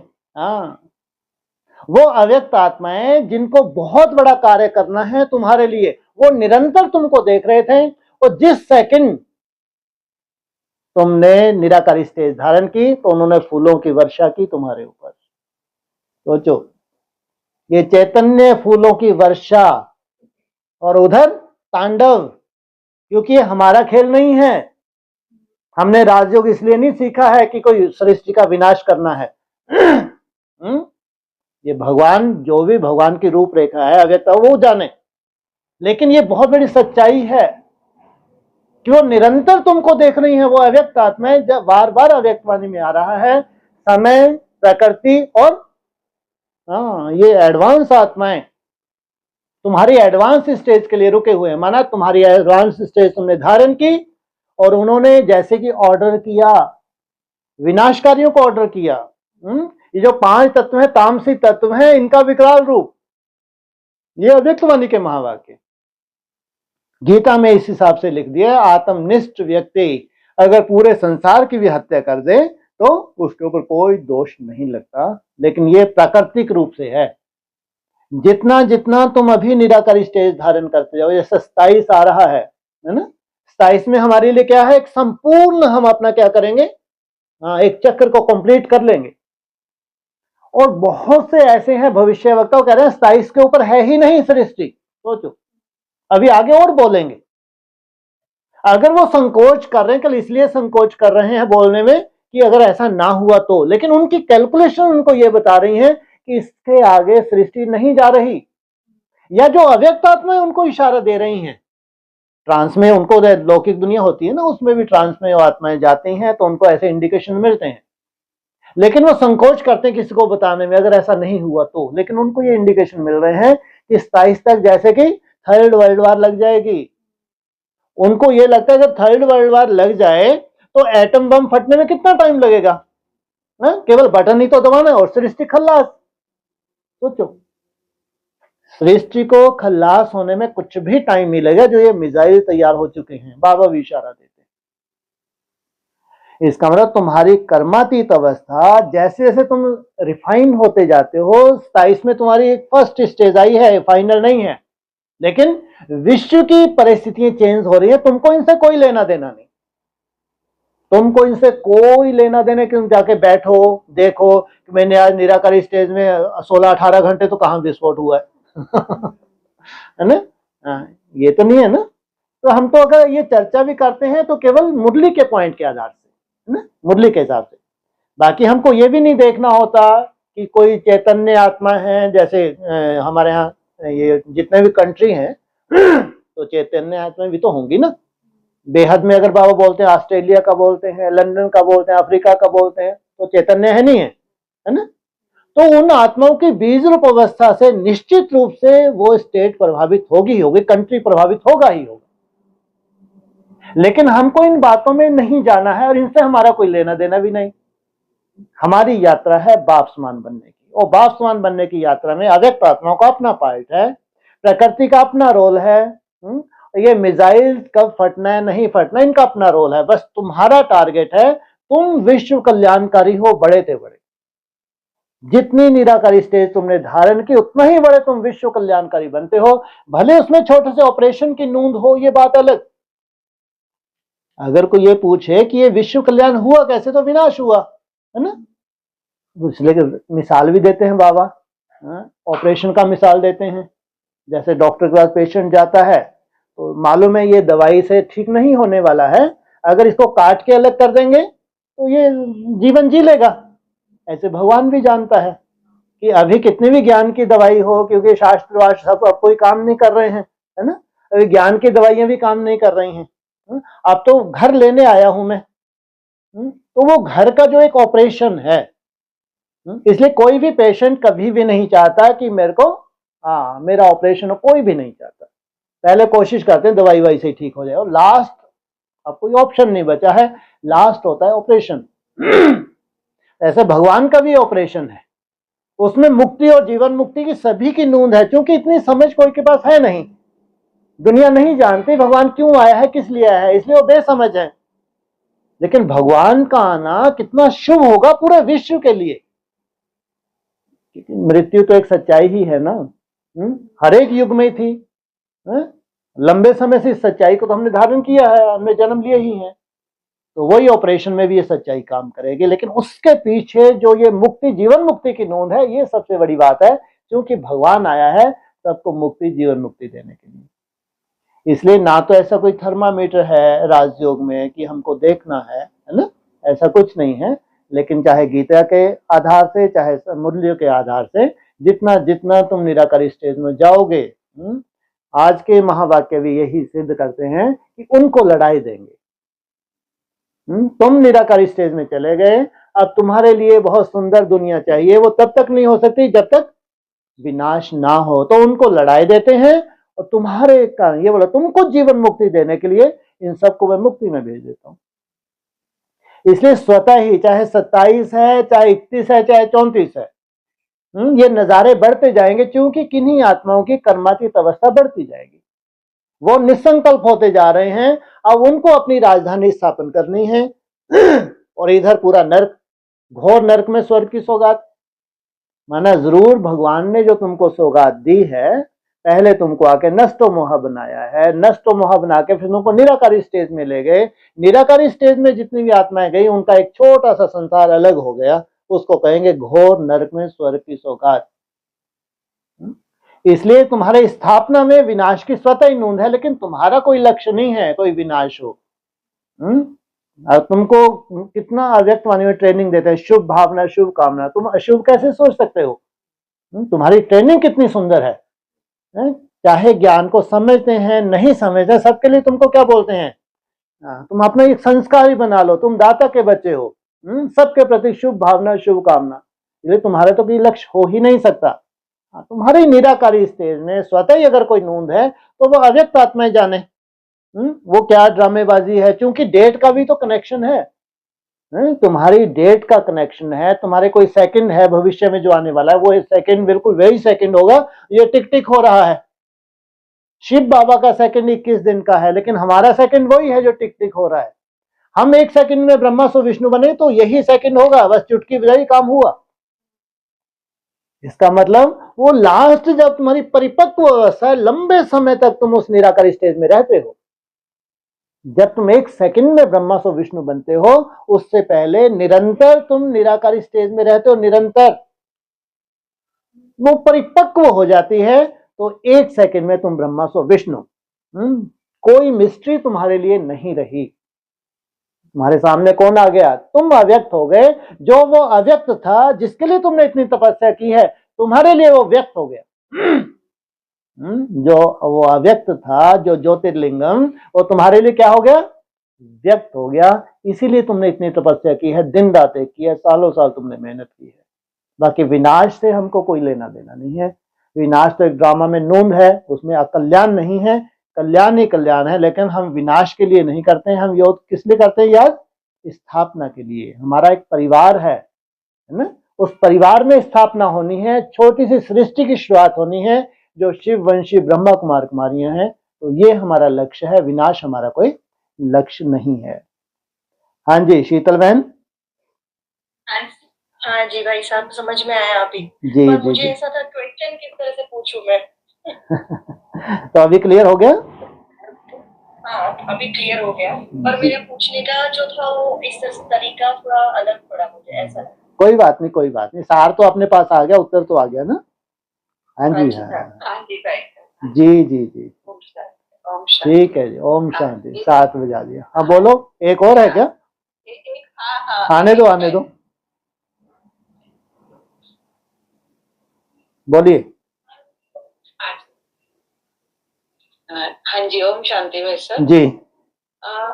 ये वैसे आज की जो मुरली में है ना, पुरानी दुनिया का विनाश आगे भी मुसलों द्वारा हुआ था, महाभारत लड़ाई लगी थी, उस समय बाप राजयोग भी सिखा रहे थे, अब प्रैक्टिकल में बाप राजयोग सिखा रहे हैं।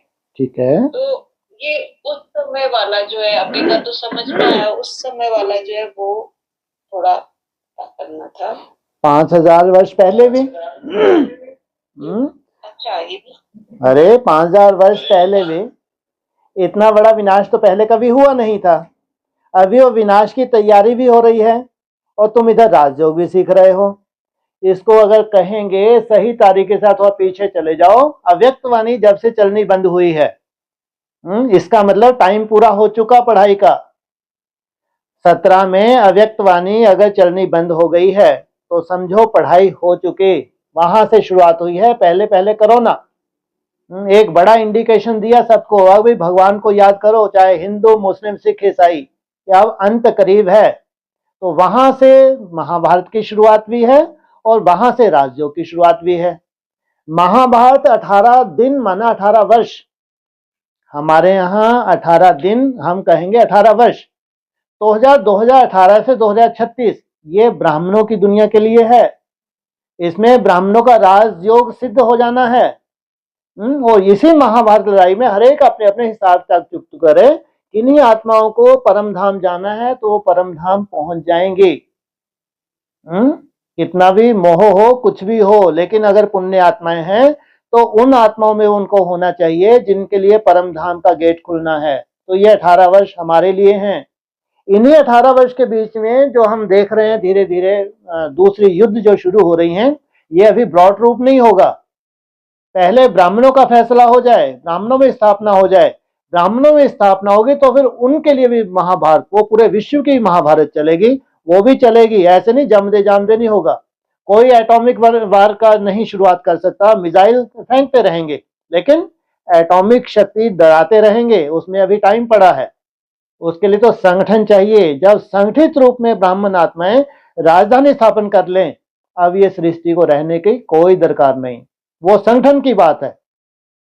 ये व्यक्तिगत जो हमारा कंपटीशन है ब्राह्मणों का, ये है व्यक्तिगत सर्टिफिकेट लेने की बात। तो हमारे लिए 18 वर्ष है ये, 2018 से 2036 तक। इसमें दुनिया का वायुमंडल भी खराब होना है, बहुत ज्यादा खराब होना है, लेकिन पेपर है असली ब्राह्मणों का। तो ये 18 वर्ष, तो 5000 वर्ष पहले भी ऐसा हुआ था। इधर महाभारत की शुरुआत हुई थी और उधर तुमको राजयोग सिखाया गया था। हालांकि दिखाया यह गया है कि महाभारत के लिए दोनों सेनाएं खड़ी हैं और अर्जुन को क्या सिखाया जा रहा है, नष्टो मोह बनाया जा रहा है।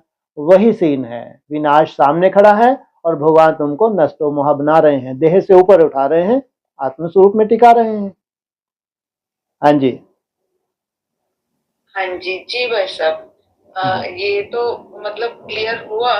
मगर ये जो लाइन ऐसे दी ना, महाभारत लड़ाई लगी थी उस समय बाप राजयोग भी सिखा रहे थे और अब प्रैक्टिकल, इसलिए इसको बाबा ने, हाँ जी, हाँ हाँ ठीक है ठीक है। ऐसे इतना सूक्ष्म रूप महाभारत का आदि में भी हुआ। अगर भारत आजाद हुआ, चाहे हद में हुआ चाहे बेहद में हुआ, तो वो भी तो एक महाभारत थी। लेकिन वो इतना सूक्ष्म रूप कहां से उसको खोलोगे बैठ के। इसलिए हम आज मोटे रूप में हर चीज जो प्रैक्टिकल होने जा रही, तो अब हमको प्रैक्टिकल चाहिए। हालांकि यह है अगर ये ड्रामा रिपीट हो रहा है तो आदि में सब कुछ हुआ। आदि में अगर हुआ तो माला बनी थी, जो माला बनी थी टूट गई, अब वो प्रैक्टिकल रूप धारण करने जा रही है। तो उस वक्त महाभारत हुई थी। उस महाभारत ने जितना जितना जो भी स्टेजेस तुमने धारण की है, चाहे सतो प्रधान चाहे सतो सामान्य, जो भी स्टेजेस धारण की हैं, तुमने अपना फाउंडेशन तो डाल लिया वहां पे। अब हो रहा है प्रैक्टिकल। इसलिए अब प्रैक्टिकल में महाभारत है, प्रैक्टिकल में पूरे विश्व में महाभारत दिख रही है। भारत में सिविल वार का भी आगे चल के बहुत जल्दी कोई भी स्थिति परिस्थिति बन सकती है। तो पहले भारत फिर पूरा विश्व, लेकिन अभी सब कुछ हद में होगा, क्योंकि अब तुम हद में ही तो बन रहे हो ना। बेहद में तो हो चुका जो भी होना था, लेकिन अब प्रैक्टिकल में दुनिया देखना चाहती है, और तुमको भी मजा तभी आएगा जब तुम्हारे जीवन में प्रैक्टिकल हो। इसलिए आप चाहिए हद में। हाँ जी, हाँ जी ठीक है वैसा, ठीक है जी। ओम शांति ओम शांति। कि मैं जो हूँ जैसा हूँ, मुझे कोई भी नहीं जानता, और दूसरी तरफ कहते मैं आकर अपना परिचय देता हूँ। तो ये इसमें क्या पहेली है कि मुझे कोई भी नहीं जानता। तो कितनी बड़ी, अगर बोलो कोई नहीं जानता तो कोई भी नहीं जानता। लाखों ब्राह्मणों में से एक भी नहीं जानता। वो लोग ब्रह्मा कुमारी कहेंगे तो ये तो दुनिया के लिए बोला है कि कोई नहीं जानता, हमने जान लिया। अरे अगर तुमने जान लिया एक आध तो बता दो। ऐसी स्टेज पर किस लिए आए हैं? केवल तुमको बताने, तुम ढिंढोरा पीटो इसलिए थोड़ी आए हैं। भगवान आए हैं तुमको आप समान बनाने के लिए। तुमने ढिंढोरा पीटा है संसार में, भगवान ज्योति स्वरूप है, हमने जाना है, तुम सब भी जानो वो ज्योति स्वरूप है। अरे वो कहेंगे भैया हम पहले से ही जानते हैं, हाँ हमारे ऋषि मुनियों ने साक्षात्कार हो चुके हैं, वो लाइट है। सब धर्मों में उस निराकार को मानते हैं, तुमने क्या नया बता दिया? इसका मतलब बाबा ये कहना चाहते हैं कोई नहीं जानता तो नहीं जानता, जब कोई जानेगा तो मेरे जैसा बनेगा। मैं जो हूं, जो हूं माना सब जानते हैं, बिंदी स्वरूप ज्योति बिंदु से अति सूक्ष्म। लेकिन जैसा हूं मैं दिखता कैसा हूं भाई? मैं जो हूं जैसा हूं, जैसा लगाने क्या जरूरत है? मैं जो हूं जब जैसा बोलेंगे तो जरूर कुछ कैसा है वो। इसलिए बोला वो अव्यक्त ज्योतिर्लिंगम, ये उसका एक्यूरेट परिचय है, कोई भी नहीं मानेगा इस बात को। आप ब्रह्मकवच में ढिंडोरा पीट के देखना आगे चल के, कोई नहीं मानेगा। ये फालतू बातें हैं, इनकी अपनी एक कल्पना है। ऐसा कोई बन सकता है क्या? जो 5000 वर्ष इस धरा पे है, ना खाता है ना पीता है, सोचो वैसा अगर कोई ब्रह्मा कुमार कुमारी बना हो तो जरूर उसको वैसा परिचय एक्यूरेट मिल चुका है। और संसार को परिचय मिलने में टाइम नहीं लगेगा कि अगर इनके यहाँ भगवान आया है तो ये तो भगवान जैसे बन गए ना, जो संसार में कोई बन नहीं सकता। जब तुम वैसे बन जाओगे, संसार में कोई नहीं बना है तो सब मान लेंगे नहीं इनको भगवान मिला है। इसलिए बाबा बोलते हैं कि नहीं किसी को मालूम, तो कोई भी, पहले हम दुनिया के लिए लागू करते थे, लेकिन आज ये हमारे ब्राह्मणों की दुनिया के लिए लागू होता है कि कोई नहीं जानता है मैं जो हूं जैसा हूं। ठीक है जी भाई साहब, ये तो ठीक बात है। और 2 दिन पहले मुरली में आया था कि जब तुम सूक्ष्म वतन जाओगे तो तुम्हें देवताएं मिलेंगे। वो कौन से देवताएं जो हमसे पहले पहुंचे थे? तुम नहीं, ये बोला था ये जो देवताएं हैं जिनको जब तुम घर के नजदीक पहुंचोगे, तुम आवाज दोगे तो तुम्हारे सामने आके खड़े हो जाएंगे। ये मुरली का पॉइंट है। फिर उसके साथ साथ पॉइंट जोड़ दिया था सूक्ष्म वतन में। जब तुम सूक्ष्म वतन में जाते थे तो ये वहां जो ये ससुराल क्या है, वो ससुर घर वाले ये थोड़ी आते थे वहां, माना इनके नखरे ही कुछ अलग थे। तो ससुर घर जो होता है वो है विष्णु का, माना आत्माएं जब पूरी तरह से अपना सजावट कर लेती हैं, श्रृंगार धारण कर लेती हैं, दिव्य गुणों को धारण कर लेती हैं, तो कहेंगे विष्णु कुल। तो वो सूक्ष्म वतन में जो ट्रांस में जाती थी संदेशी, वो है ब्रह्मा का साक्षात्कार होता था वहां पे। सूक्ष्म वतनवासी ब्रह्मा दिखता था। लेकिन फिर बोला अब ये आपस में मिलते हैं। वो जो मुरली का पॉइंट अच्छे से पढ़ना आप, उसमें ये बोला अब ये आपस में मिलते हैं, माना सूक्ष्म वतन में अब ये मिल रहे हैं। पहले वो भक्ति मार्ग की तरह ट्रांस में जाते थे, लेकिन जो वैष्णव कुल है वो प्रैक्टिकल यहाँ सूक्ष्म वतन ये स्टेज पकड़ चुका है, सतो प्रधान की स्टेज पकड़ चुका है। माना उस वक्त की बात है ये। उस वक्त किन्हीं आत्माओं का टारगेट था ट्रांस में जाना, वहां से मैसेज लाना। किन्हीं आत्माओं का ट्रांस में जाने का पार्ट नहीं था, वो तो पूरा सूक्ष्म वतन का और परम धाम का समाचार देते थे। तो जरूर उनका लक्ष्य अलग था। तो जब तक वो लक्ष्य धारण ना करें तब तक वो कैसे मिल सकते हैं। तो ये जरूर यहाँ आगे चल के हमारा जो प्रैक्टिकल में भी पार्ट है, वो भी हमारा प्रैक्टिकल में पार्ट है कि सूक्ष्म वतन में हम क्या कहूँगा, देवताओं की और हम फरिश्तों की मुलाकात होगी। लेकिन अभी हम उस स्टेज को पकड़े नहीं हैं, लेकिन मुरली में इशारा दिया तो जरूर उस वक्त वो सीन आई होगी। देवताओं और सूक्ष्म वतनवासी, देवता माना संपन्न स्टेज वाले हैं, विष्णु रूप को संपन्न स्टेज बताया है ना। सूक्ष्म वतनवासी ब्रह्मा को सूक्ष्म वतनवासी दिखाया हुआ है। तो उनकी मुलाकात वहां किस रूप से हुई, कैसे हुई, ये तो बहुत बड़ा रहस्य है। लेकिन हमको ये मैसेज मिलता है कि भविष्य में जब हम पूरे सज जाते हैं, पूरी तरह से धारणाएं हो जाती हैं, तो फिर हमारी मुलाकात किनसे होगी, वो सूक्ष्म वतनवासी देवताओं से हमारी या फरिश्तों से हमारी मुलाकात होती है। जी भाई साहब। हाँ जी, ठीक है। ओम शांति। ओम शांति। ओम शांति। हाँ जी ओम शांति। जी जी बस जी एक ही क्वेश्चन पूछूंगी बस। जी, एक ही पूछिए। हाँ, आज भारतवासी बच्चों का इस सीजन का लास्ट चांस है, इसीलिए बाप दादा क्या चाहते हैं वह सुनाया। एक सर्टिफिकेट पास कर लिया, दूसरा सर्टिफिकेट लेना है, तो दूसरा सर्टिफिकेट कौन सा है भाई साहब? पहला कौन सा है? कौन से ईयर की है या व्यक्तवाणी, ये बताओ। 70 की है क्या? हाँ, अभी चली माना वो रिपीट ही हुई होगी ना। इस सीजन में भी तो रिपीट होती हैं। इस सीजन में जो माउंट आबू चलती हैं वो भी रिपीट होती हैं। तो कौन सी डेट की है वो अव्यक्तवाणी?